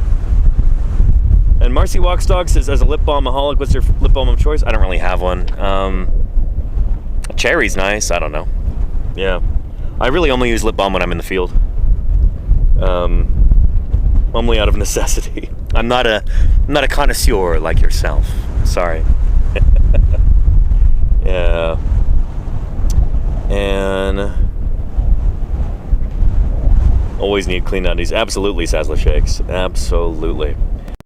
Remember, there's down that I'm going to the UK for that conference, provided that my abstract gets accepted. You know, you never know. One can hope, but one can never be 100% sure.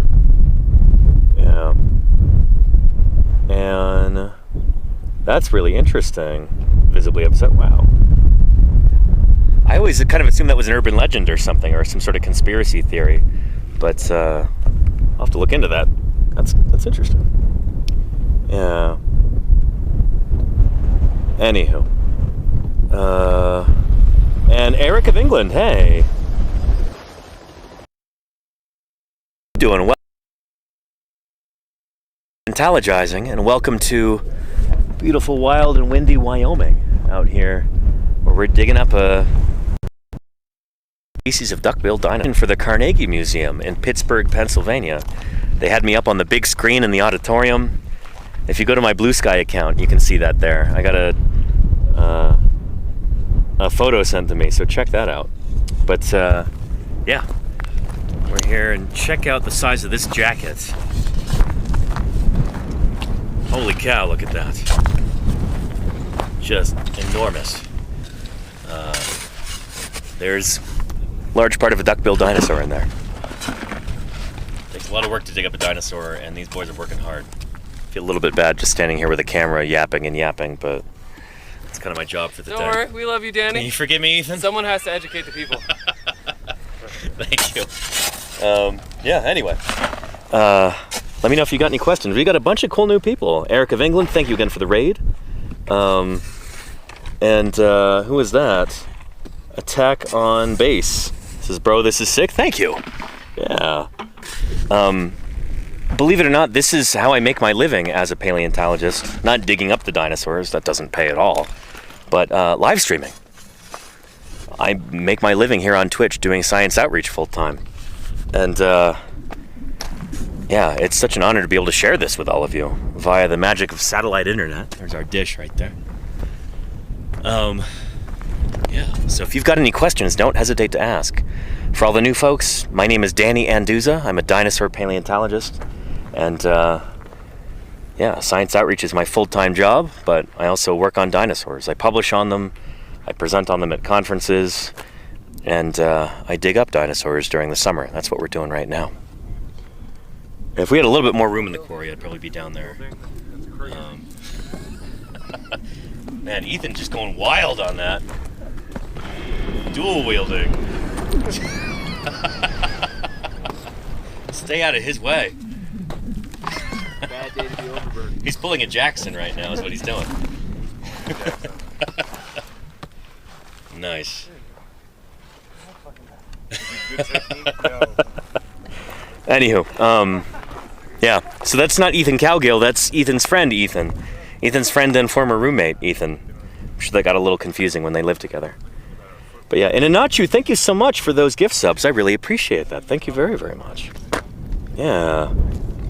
It's good stuff. Dual wielding for the win, yes indeed, yeah. That's funny. Our expedition lead, Ethan Cowgill, I think is at the Ankylosaur site today.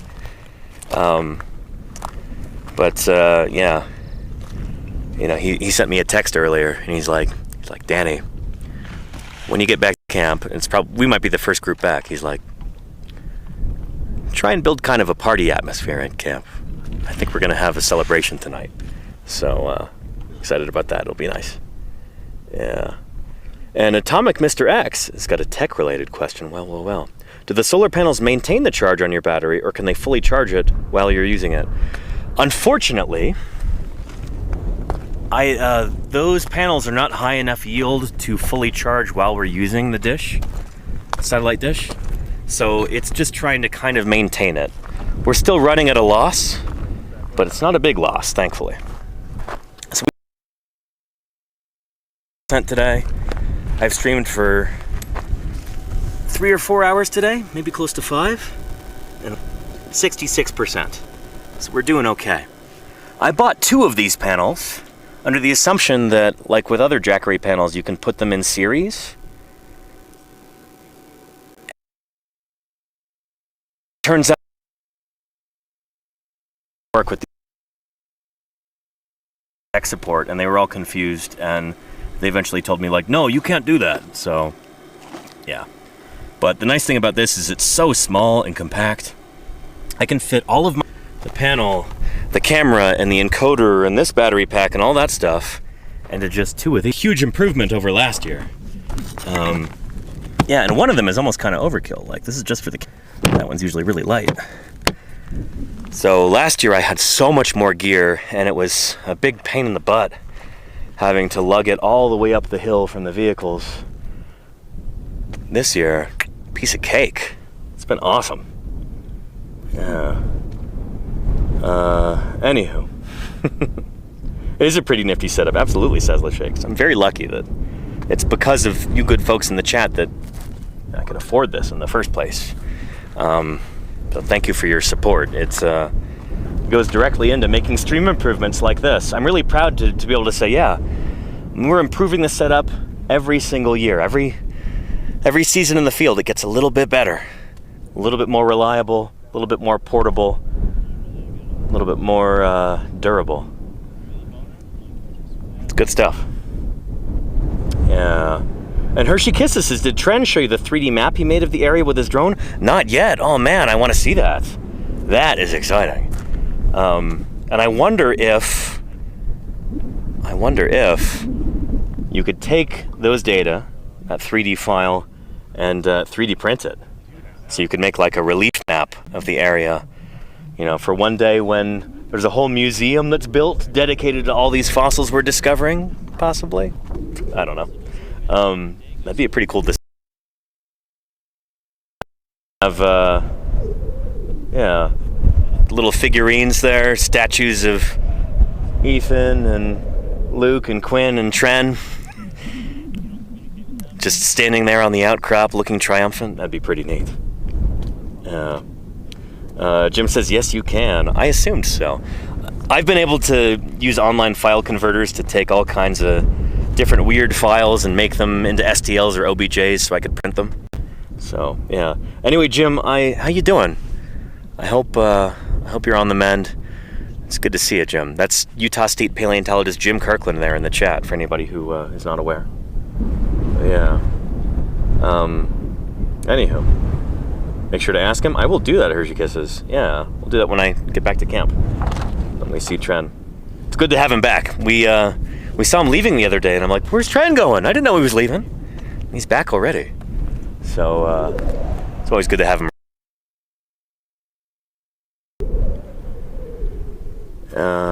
Yeah. Manually going to the site. That's oh, I'm sorry, Jim. Still quite painful. You hang in there.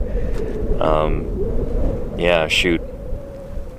If anybody wants to send Papa Jim a get well soon card or anything like that, or maybe a nice plastic ankylosaur, he collects those, you know. You can find his mailing address at the Utah Department of Natural Resources website if you want to send him a gift. Yeah, let's see.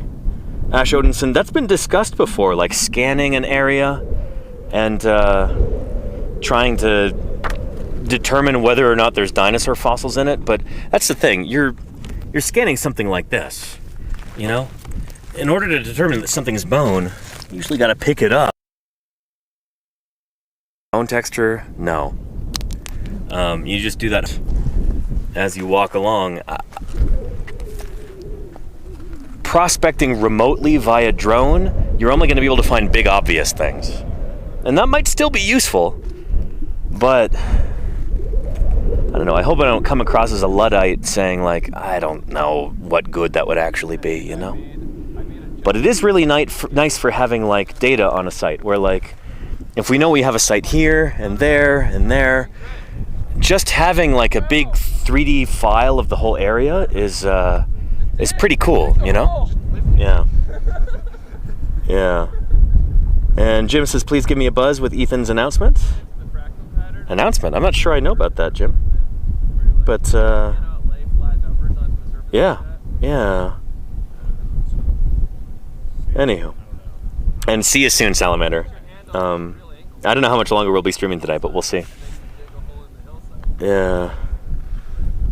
And Attack on Base says, are you aware of the discovery of any larger sized dinosaur fossils in California? Yes. In fact, Jim Kirkland here in the chat actually described one of those. Jim, you're an author on Aleta pelta, right? Or Aleta pelta? Tomato, potato.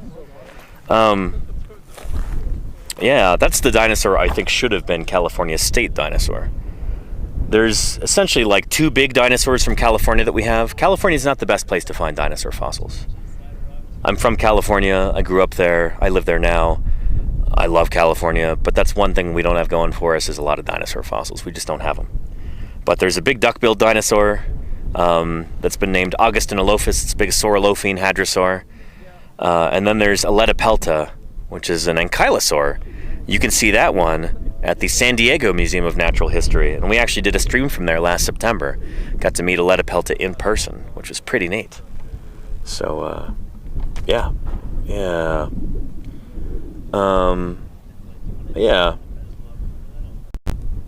Imagine there are some dinosaurs. Yeah, there's only a handful in the entire state of California, and I actually might be working on one of them soon. I need to get at one of the museums. I won't say which one, but I think one of those guys needs a redescription. I'd love to do that. Scan the bones, send the files around to some people who specialize on that particular group of dinosaurs. I'm being cagey about the details right now because I don't want somebody else to scoop me on this. But yeah, we don't have a lot of dinosaurs from California, but we've got some. We have an official state dinosaur, Augustinilophus. Yeah. Anywho, yeah. And Jim says, in our 3D model of Utahraptor State Park, 1 pixel equals 1 centimeter of ground truth. That's nuts. That's really precise, Jim. That's really cool. Yeah. Good stuff. There he goes. Zix, Krychik. Don't say that. Don't jinx us. Yeah. Did we miss any other messages? Yeah. Yeah. Anywho, let's go back to the site and see what we're doing. We might even be wrapping up soon. I think there's a chance we may have depleted much of our burlap and water for the day, making this big jacket. But we'll show it to you, Jim, and hopefully you'll tell us we're doing a good job. Huge jacket here, and we put some 2x4s on top to help reinforce it.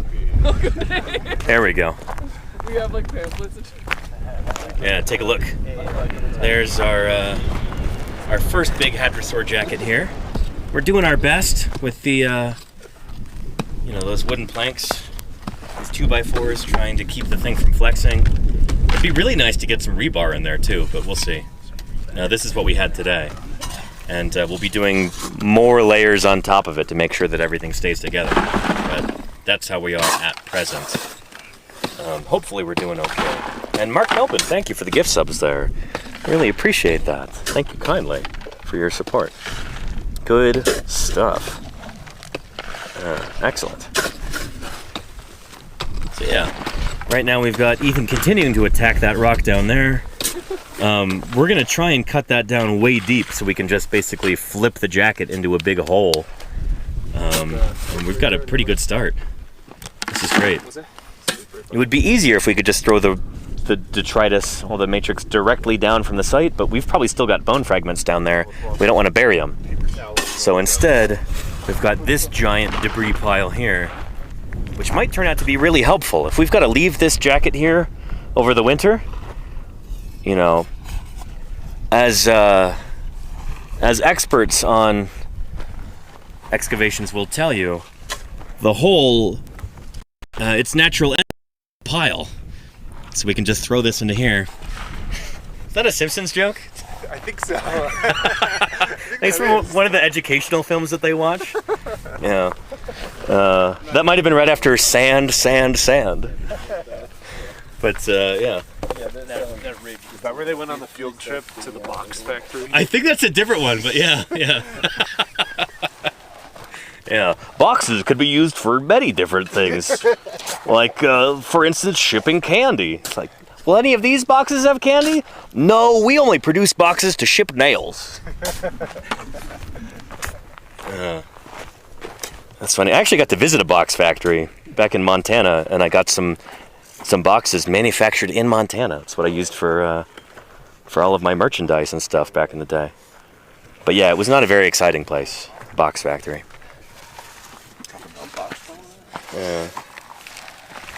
Jordan Yan says Ethan beating that rock like it owes him money. Yeah. Oh, hang on. We got Ken calling. How you doing, Ken?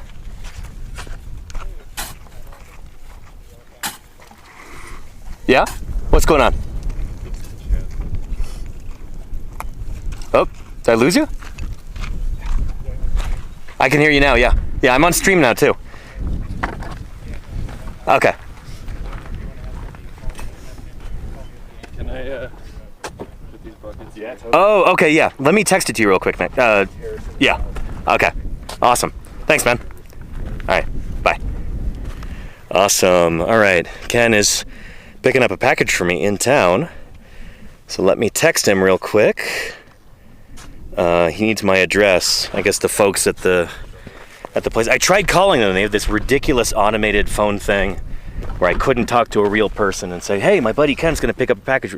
There's no way to do that. What's the world coming to? 1, 2, 3, 4. Dinosaur Avenue.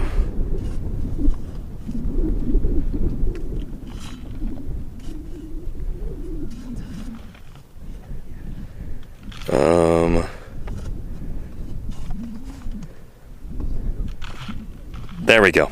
Beautiful.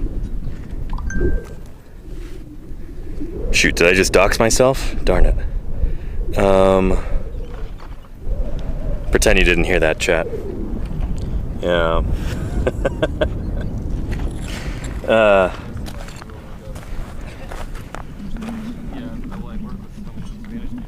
And there you go, Lenina. Yeah. No worries, Ken. And text. Appreciate ya, man. Mang. There we go. Yeah. And sorry about that, chat. Little interruption there. But yeah, man, I'm gonna have fresh underwear and socks. Won't have to do laundry until the end of June, it looks like. Oh man.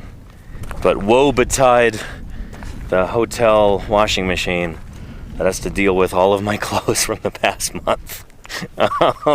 That's gonna be something. Oh boy. Yeah. And Jim the Palau Snapper, how are you doing? Thanks for the sub. I'm primarily into paleo, archaeology, but dinosaurs are cool too. Interesting, okay. Yeah, dinosaurs are very cool. An Attack on Base says, how many excavations have you performed in your life?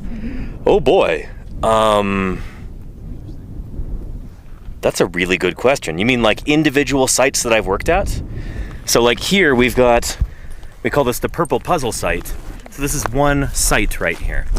And then just across the ravine we had that turtle that we dug out. We would probably call that a different site. We would call that a different site. The number of sites that I've worked at over my life so far, I've done, let's see, if you divide it up into different seasons, so like if 1 month of fieldwork in Wyoming is one season, and then later this summer I'm going to be working in Utah, that'll be another season, about another 3 weeks or a month's worth of work out there. Then I've probably had, let's see, 13, 14, 15, this would be 16 or 17 maybe. 17 different seasons, unless we count St. George this year too. Maybe we'll be generous and say that's 18 different seasons. During some of these seasons I might have worked between 20 and 30, maybe 60 sites in some of them in the Hell Creek, depending on the length of the season. It's a lot of sites, like a few hundred at least, over the course of my career so far. Just this year, we've got Purple Puzzle, we've got Turtle Hill, we've got the Anki site, we've got the Ceratopsian site. So that's 4 sites just this summer so far here, and that's not very many actually. If I were out prospecting, I might discover 5 different sites in a day. But yeah, I've worked at a few hundred different sites, we'll say. That makes sense. Yeah, because I've been digging dinosaurs and other fossil critters since 2011. I've only missed a couple of summers in there because of COVID. But yeah, apart from that, every year since 2011, except for 2020 and 2021. Every single year I've gone out and excavated fossils for different museums. Yeah. And how is the Ceratopsian site going? Great question, Jim. It's on hiatus for right now.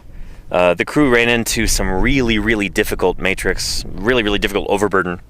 And yeah, we're trying to figure out our next move for that.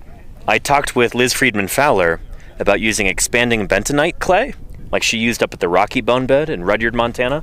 They had these huge blocks of extraordinarily hard sandstone.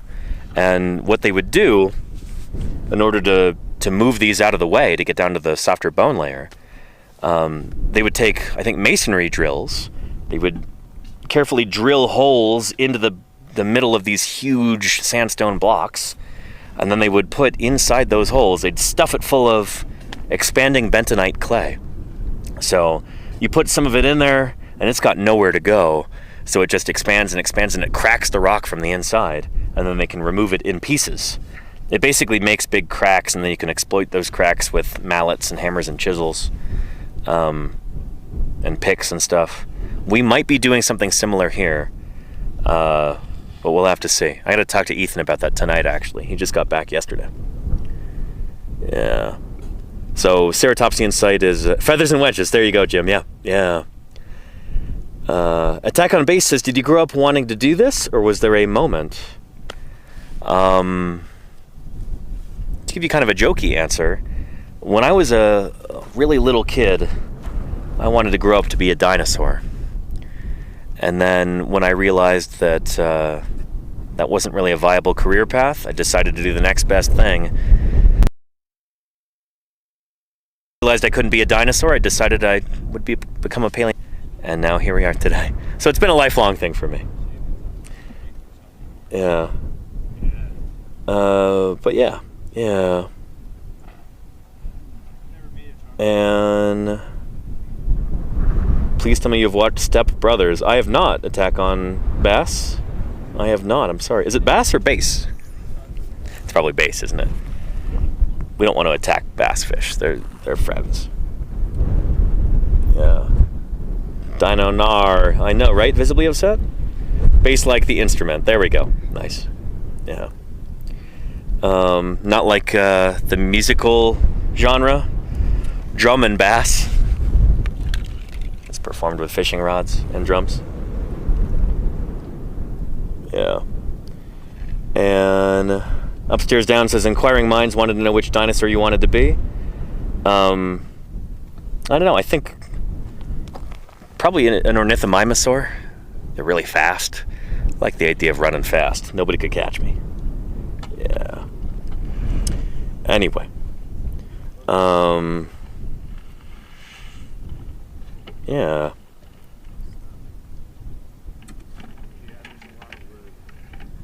Anywho. Let me drink some more water. And I'll see if the guys could use my help with anything. If so, I'll wrap up the stream. We'll see. We're coming up at 4 o'clock already. Shoot. Yeah.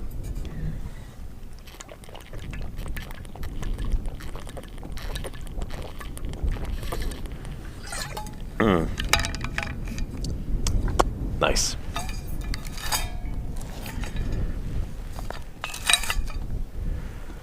All right.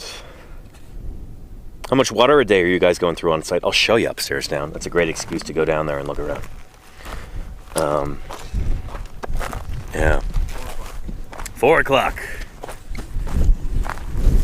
You guys need my help with anything? It seems like you... No, we're doing good. It's not a lot of room in the quarry. Yeah. But we had a question, how much water we've gone through today so far? In terms of drinking water, I've gone through about 2.5 liters so far, I think. 6, so we've gone through 9 gallons. 9 gallons Plaster total water. for plaster water. And then all the water that we drank from our personal bags, too. 2.5 personally. Yeah. Pretty crazy. Yeah. And that's, we got to find a lighter kind of water. That stuff's pretty heavy to carry. I know. Yeah, well, I wonder if you could end up maybe make a dry powder and rehydrate the water. There you go, yeah. Yeah. That before.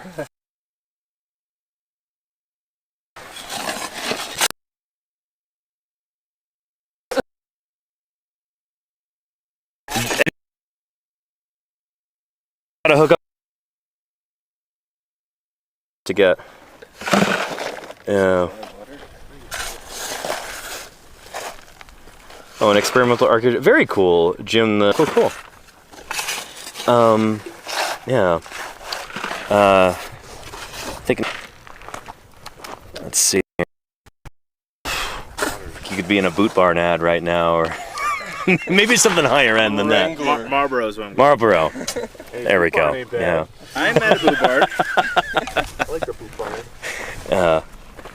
We're so lucky to have Nick Oliver back. I'm looking forward to seeing him. And here's Nick Hornacek. We had a question. Do any of us work on these fossils after they're back in the museum? Oh, you're in the right spot because I work on these fossils back in the lab. There we go. Well, I mean, what else do we need in it? Like the maybe process? tell us the story. Yeah. Like, what's one from the previous few years that you've worked on? So previous few years, well, last year was the initial squamosal that they found of the ceratopsid. Yeah, so squamosal is one of the big bones from the back of the skull that's really important.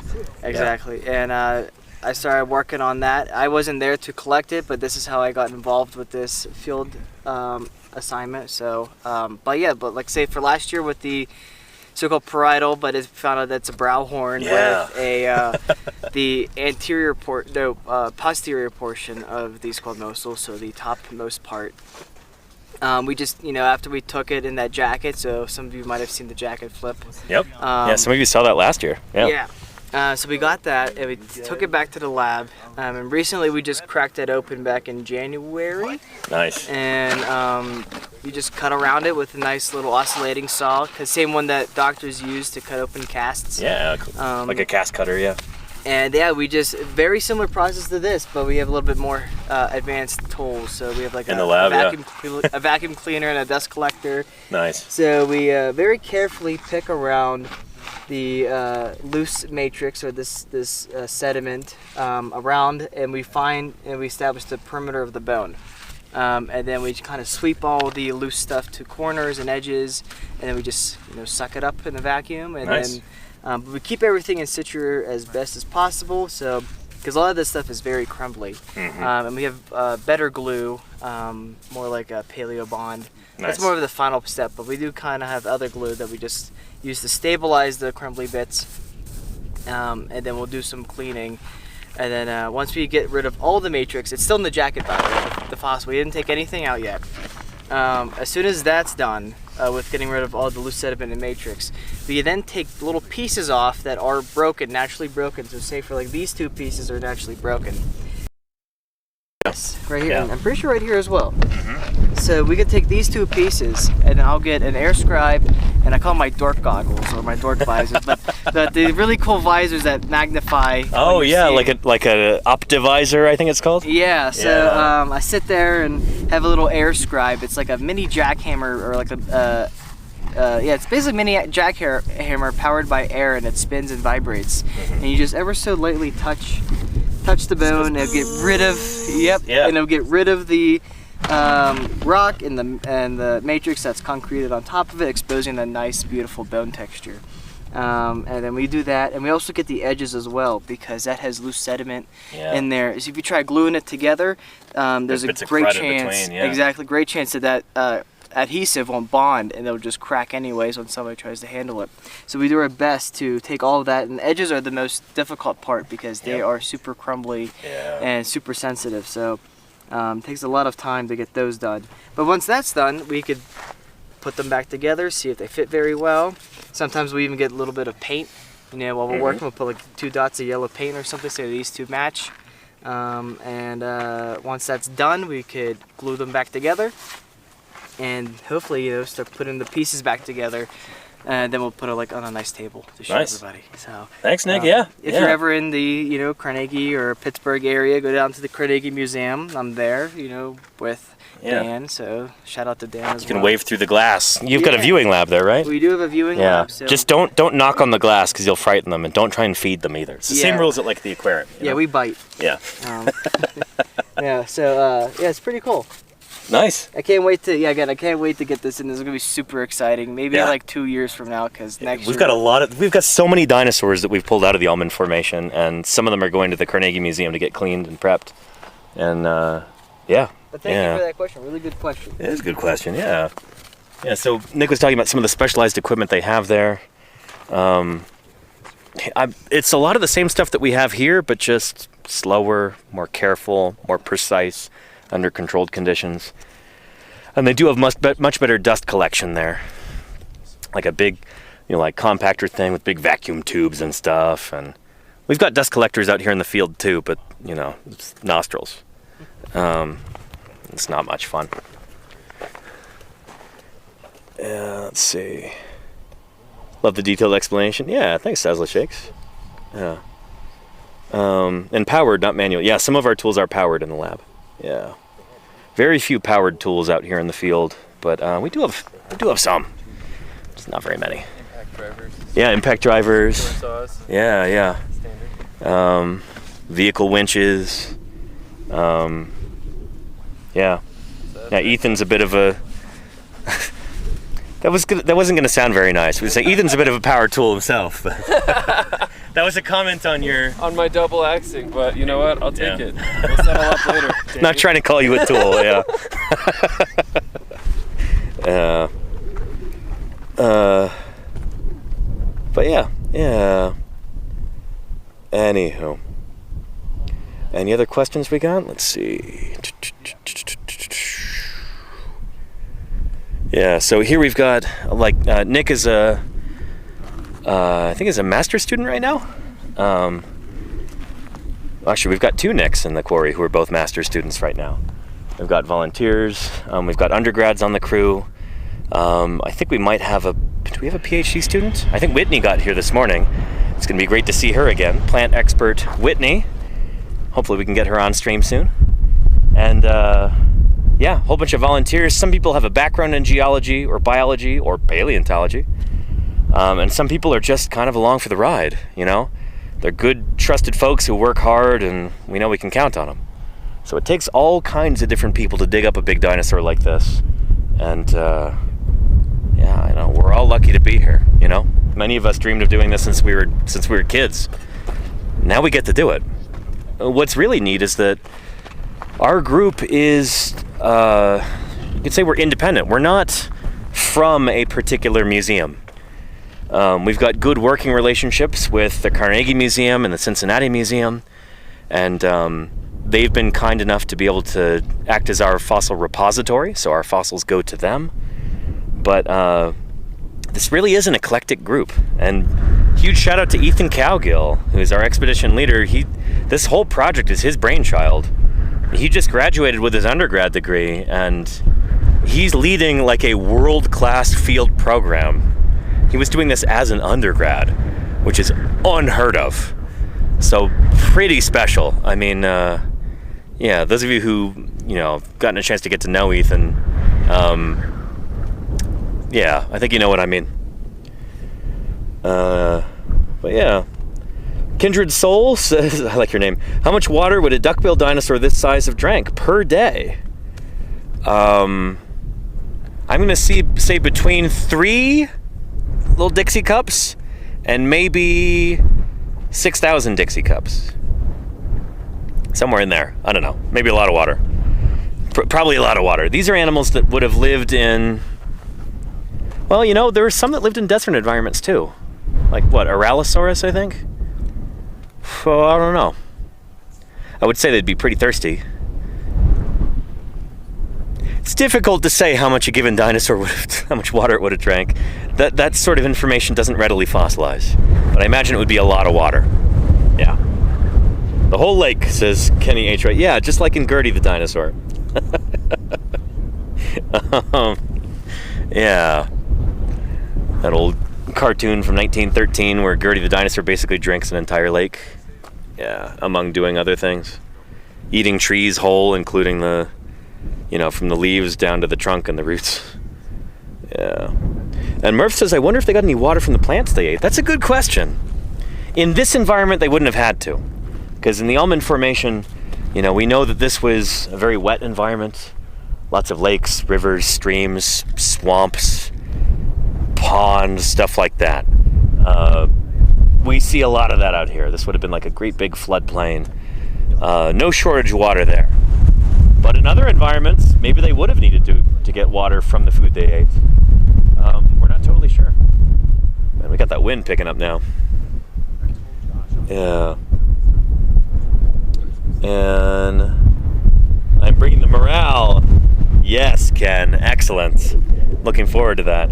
Did you successfully get the package from the clutches of the package store?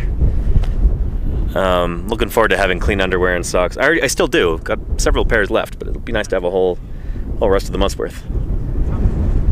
And Martine Den 41 wants to know, is it possible to estimate the daily calorie intake requirements? Oh, thank you, Ken. Indeed. Good. Appreciate you, Ken. In order to determine how many calories a dinosaur would have had to take in to survive, we would need to know things like its body mass, and even that is difficult to estimate sometimes. And then we would need to know something about its metabolism. So there'd be a lot of speculation there. We don't have like a hard and fast number for these things. There's debate over whether dinosaurs had, whether they were warm-blooded or cold-blooded. And, there's a whole diversity among dinosaurs, like so many different body plans, so many different shapes and sizes. I've heard people say, well, stegosaurs were probably cold-blooded, and sauropods were probably warm-blooded and would have required a lot more food, and also they were a lot bigger, so they would, eat 100 times as much food as a stegosaur or something.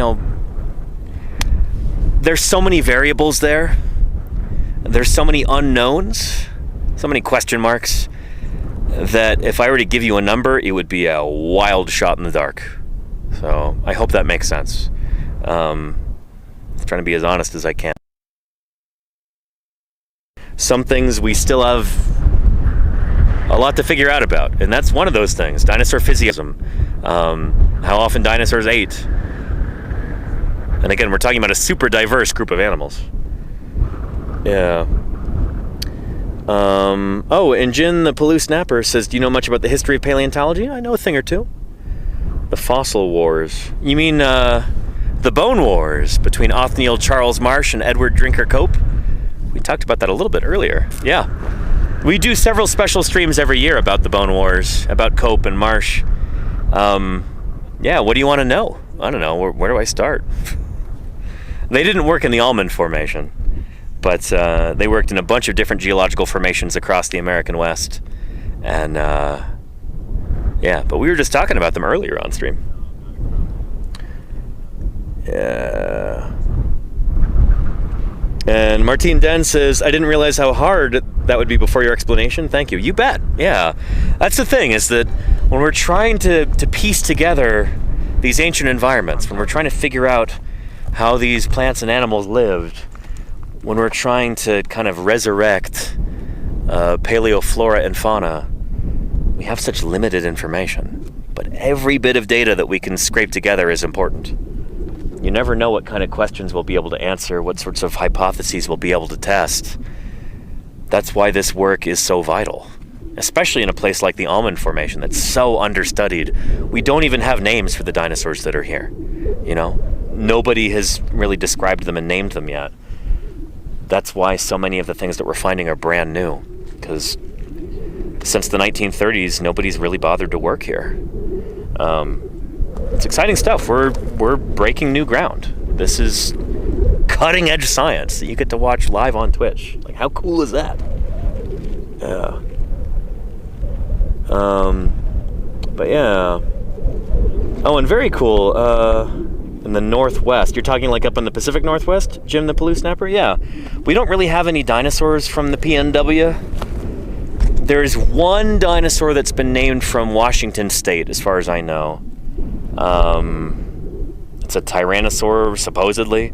It's based on like one crummy femur, I think, or fragment of a femur, if memory serves. Not a lot of dinosaurs up there, but there's a lovely museum, the Burke Museum up in Seattle. They actually have some dinosaurs there that I helped them dig up in Montana, and that was really cool, being able to see those a couple years ago when I got to visit. Hold the occipital condyle of Denver's Triceratops that I helped them dig up back in 2014. So anybody in Seattle, go visit the Burke Museum if you've not yet been. They've got some cool fossils there, including one of the most beautiful Tyrannosaurus skulls in the entire world. But yeah, just due to the quirks in the geology there's not a lot of terrestrial Mesozoic rocks. There's not a lot of rocks that were laid down on land during the age of the dinosaurs up in the Pacific Northwest. But you do have a lot of other cool fossils, a lot of Pleistocene stuff. Mammoths, mastodons, fossil camels and horses, and yeah. I might actually start working on some Pleistocene stuff back home in the Bay Area this next year. We'll see. But we've got a big project going on there. And I might even be doing some excavating there when I get back from summer field work. Time will tell. I gotta check in with my contacts there and see what's going on. Yeah. Let's see.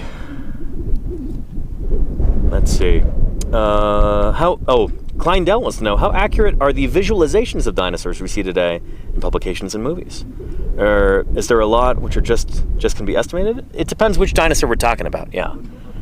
With some dinosaurs that are really, really exquisitely preserved, like we were talking about from the Yixian biota in Liaoning, China, things like Psittacosaurus, Sinosauropteryx, Microraptor, critters like that, we actually know what their outsides looked like.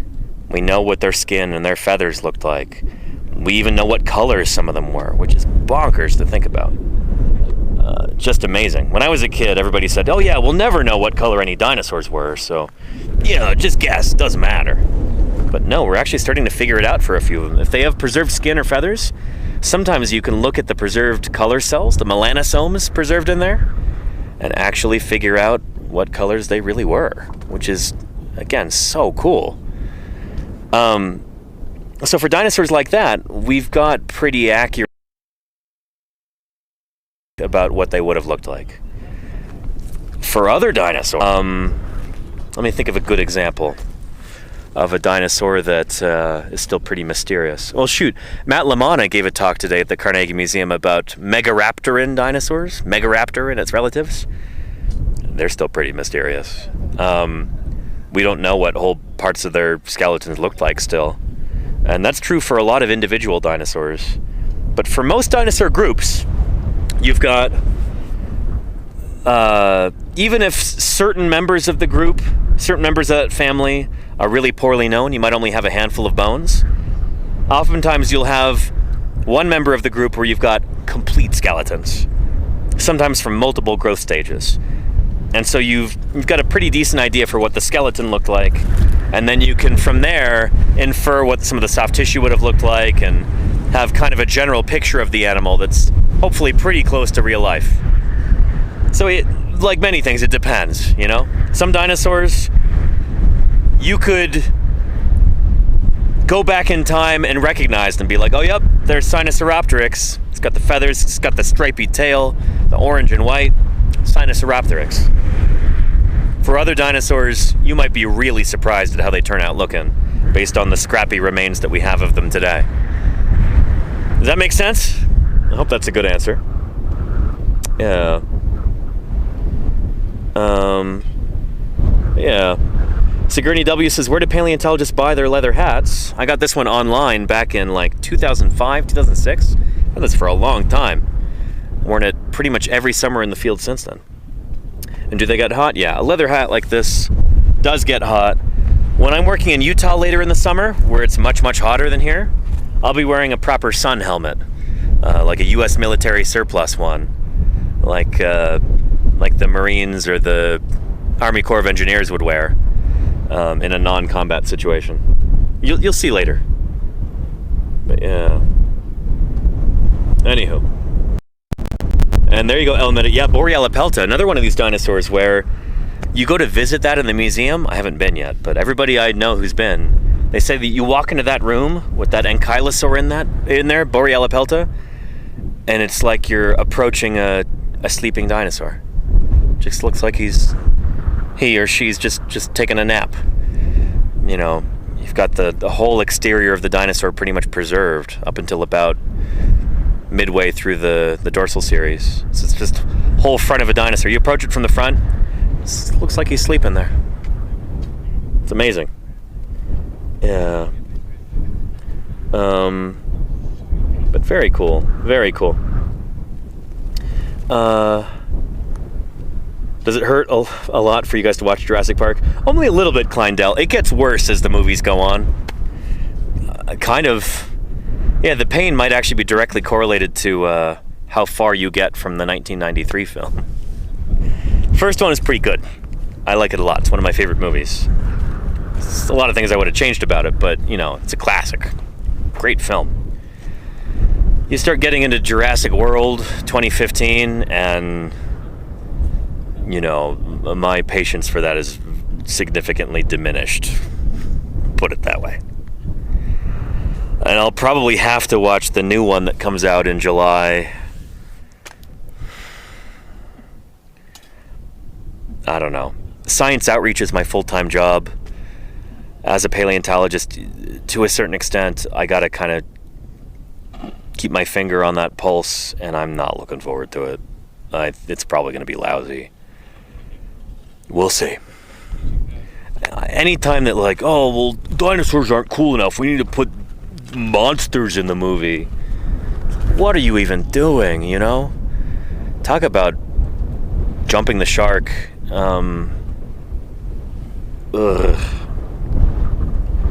Yeah. Anywho. Mooncloud says, take the movies as just entertainment and they are fine. That's true to a certain extent, but as a dinosaur paleontologist, I know that for the vast majority of people around the world, what they know about dinosaurs comes directly from the movies. You know, I would love it. Every person, you know, made a point to go to museums and read the placards there and experience real. Don't do that. So these movies are a form of science outreach, and the first Jurassic Park film was actually wonderful in that regard, where you had this idea that dinosaurs were not slow, sluggish, lizard-like, unintelligent, you know, uninteresting animals just kind of waiting for a place to go extinct. No, the dinosaurs in that movie were jumping around all over the place. They were moving in herds. They were exhibiting natural behaviors. They were problem solving, exhibiting intelligence, all this stuff. It helped change people's perception of dinosaurs for the better. It helped update people to kind of a more current line of paleontological thinking. You know, this is what we think dinosaurs actually looked like and behaved and all that stuff. They didn't get everything right, but it was a huge step in the right direction. But the movies have not kept up with that, and I would argue that Jurassic World was a step backwards, you know?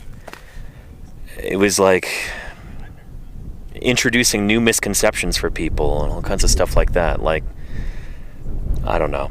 There's positive things, like maybe your general audience might know what a mosasaur is, because those animals were featured in that. But I don't know. The fact that we've still got people asking, oh, did some dinosaurs actually have feathers? Like, if they had actually put feathered dinosaurs, if the dromaeosaurs had been feathered in the 2015 Jurassic World film, that would have been a huge step in the right direction, and they just didn't do it. So yeah. Anyhow. But yeah, and Jin the Paloo Snapper, yeah, same thing in archaeology. I get it, yeah. Anywho. Yeah. Let's see.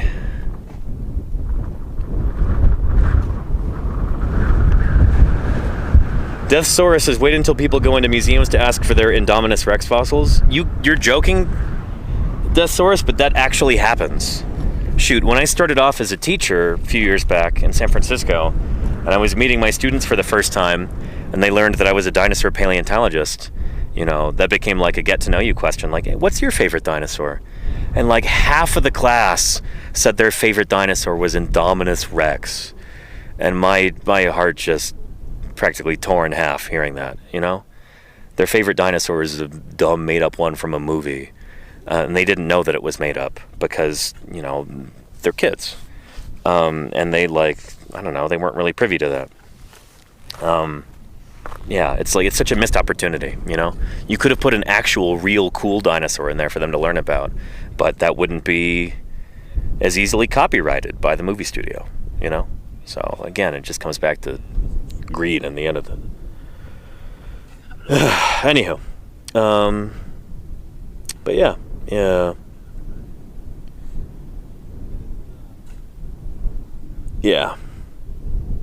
And Mooncloud says, I run into this a lot with movies based on historical events. My degree is in history, and there are some movies that just make me groan. Yeah. I don't know. And that's the thing, too, is that, like, when you start making up fake dinosaurs in movies, and, like, when you lose the plot like that, I think it actively does harm public understanding of science. You could say, oh, it's just entertainment, but in an age when you have so much misinformation online, in social media and TikTok and stuff like that, when you have so many people that you run into on the street, you know, they ask you what you do for a living. I say, well, you know, I work on dinosaurs. They go, wait, are they really real? Because I heard on TikTok that they're all fake or something. You know, when you start putting fake dinosaurs in movies, it just kind of adds to that whole gross soup of just nonsense garbage, you know? Like, I have feelings about this. You know, I'm not happy about it. I don't know. I'd like to be able to do some projects with, like, some sociologists or cognitive scientists actually looking at how these movies affect people's perception of science. It'd be cool to actually do some real research on that and get it published. Because right now, all I have is hunches and gut feelings and personal anecdotes. It'd be nice to have some real numbers. And that might be something that I'll be able to pursue in the next few years. That's a goal of mine. Yeah. Anyhow, Dr. Hub says the new trailer for the movie shows a Therizinosaurus hunting Johansson's character. Yeah. Anyway. Yeah. But yeah.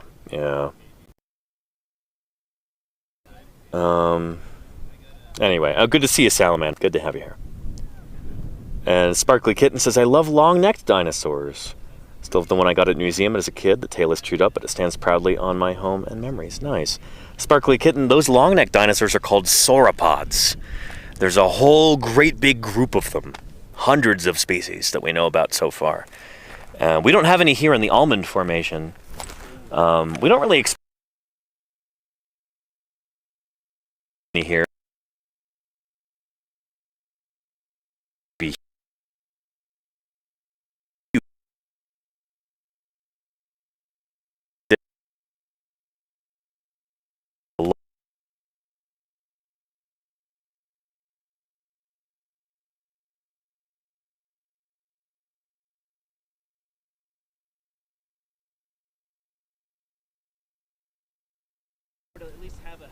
Oh, and Digital Deck, great question. Oh, hang on, we got a temporary drop. Yeah, that's the satellite dish. Hopefully it comes back soon. Oh, we're back. Okay, cool. What are some of the biggest falsehoods in movies or otherwise about dinosaurs? I'm sure it's a big list, says Digital Deck. Yeah, a lot of them are just like things that are out of date about dinosaurs, like, oh, they were lizards, or they were all cold-blooded, or they were all stupid, or even the idea that they're extinct. Dinosaurs aren't extinct. They never went completely extinct. Birds today are living dinosaurs. Birds are part of the dinosaur family tree. They evolved from small, two-legged, feathered, meat-eating dinosaurs. So dinosaurs are still all around us. Just call them birds. That's maybe one of the biggest misconceptions, is the dinosaurs are all gone, because they're not. Other misperceptions are that dinosaurs all lived at the same time. They all lived in the prehistoric age. We're talking about like 170 million years that dinosaurs were walking around on planet Earth, and they were changing a lot during that time. You had all these dynasties of dinosaurs, whole family groups, big clades that rise and fall. It's a constantly changing cast of characters. That's why the dinosaurs that we have here in the Almond Formation are different from everywhere else, we think. It's because dinosaurs are constantly evolving and changing. They don't stay the same. So, yeah, that's another one. You know, you go to if you were to take a time machine and go back to 73 million years ago to see these dinosaurs, they'd look very, very, very different than if you went back 100 million years ago to look at earlier dinosaurs. Does that make sense? Stuff like that. Those are some of my biggest misperceptions that I like to clear up. Right, it's just on the back. Yeah. And you're like, in your head, like, this is my field exposure. And there you go, Crimson Carnithorus. That's a good point, too. Yeah. Does meat eating include insects, says Elmeda? It depends who you ask. I don't know. I'm a vegetarian. I don't really eat meat. I also try not to eat bugs, but out here it's difficult. They have a tendency to fly into my mouth. I ingested a beetle earlier. Wouldn't recommend it. And Chilihead says, what do you think about the idea of intelligent dinosaurs on other planets? I mean, the idea that dinosaurs escaped Earth to go to other planets? Like in the children's book, What Happened to Patrick's Dinosaurs? I think it's a fun idea. I don't think it's very likely at all. But yeah. Oh, but if you're talking about dinosaurs that independently arose on other planets, exactly 0% chance of that. And that's for a very specific reason. It's that even if you had creatures that evolved on another planet and they looked exactly like Earth dinosaurs, they would not be dinosaurs because they would have had an independent origin. The way that we as scientists classify living things is based on their ancestry. So if those dinosaurs on another planet did not evolve from dinosaurs on Earth, they wouldn't be dinosaurs. You know, it would be some other weird thing that's very similar, maybe. I don't know, in the vastness of the universe, I suppose it's possible, maybe, I guess, I don't know. I'm not an astrophysicist, astronomer, cosmologist, whatever. I'm a paleontologist, and so I can tell you that the reason dinosaurs are dinosaurs is because they all evolved from that first dinosaur species. If you didn't evolve from that first dinosaur species, you're not a dinosaur. That's why crocodiles and alligators are not dinosaurs. They're relatives of dinosaurs, but they're not dinosaurs because they evolved from a different ancestor. A close relative, but a different ancestor. And that's why birds are dinosaurs. So a hummingbird is a dinosaur. A Nile crocodile is not a dinosaur. Because birds evolved from a dinosaur ancestor. They are dinosaurs. Does that make sense? Yeah. Anywho. Kenny says that's why my geckos aren't dinosaurs. No, they're a kind of lizard. And lizards are not even very close to dinosaurs in the grand scheme of things. They're not super close relatives at all. Turtles are closer to dinosaurs than lizards are. Yeah. Merv says maybe a few dinosaur bits made it into space from the asteroid. I don't know. Again, I'm not a physicist, astrophysicist or otherwise. I don't know if that's how these things work. I don't know if wouldn't everything just be kind of vaporized as it's going up into space? I don't know. I don't know if it would be like the end credit sequence from Don't Look Up, if you've seen that. All these chunks of Earth stuff floating through space. I don't know if it would go that way. Yeah. Yeah. And we had another question about... Let's see...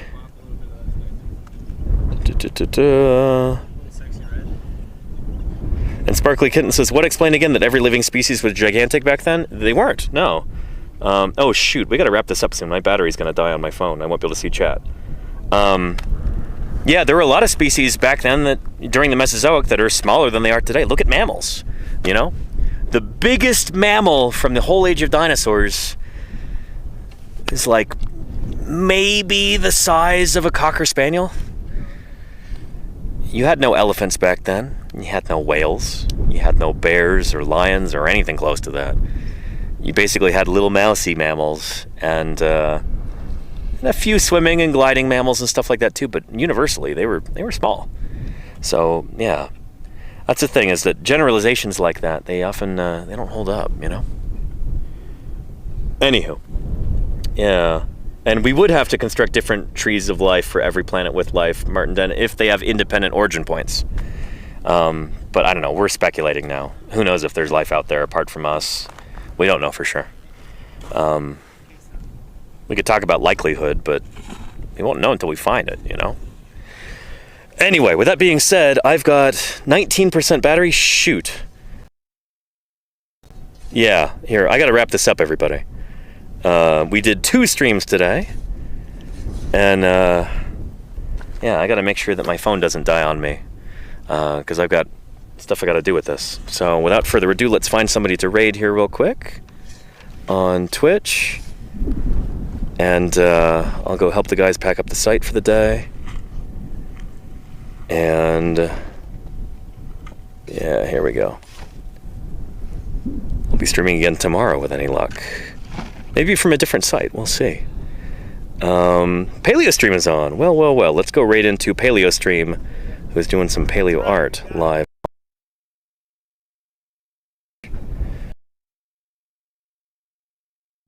And raid paleo. There we go. Everybody, thank you for your enthusiasm, for your questions, for your kind words, for your financial support. That's the only reason I can continue to do this. And thank you, moderators, for keeping this a safe and friendly environment for everybody. I appreciate that, especially during the Carnegie stream. Yeah, good stuff. Like I said, with any luck, I'll be streaming again tomorrow around 2 p.m.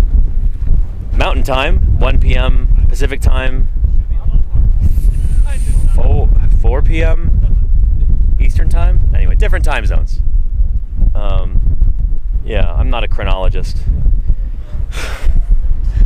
I'm a paleontologist, and I'm eager to share more paleontology with you tomorrow. Everybody, you take care of yourselves. Let's go right into Paleo Stream and see some paleo art happen. Take care, everybody. Bye-bye.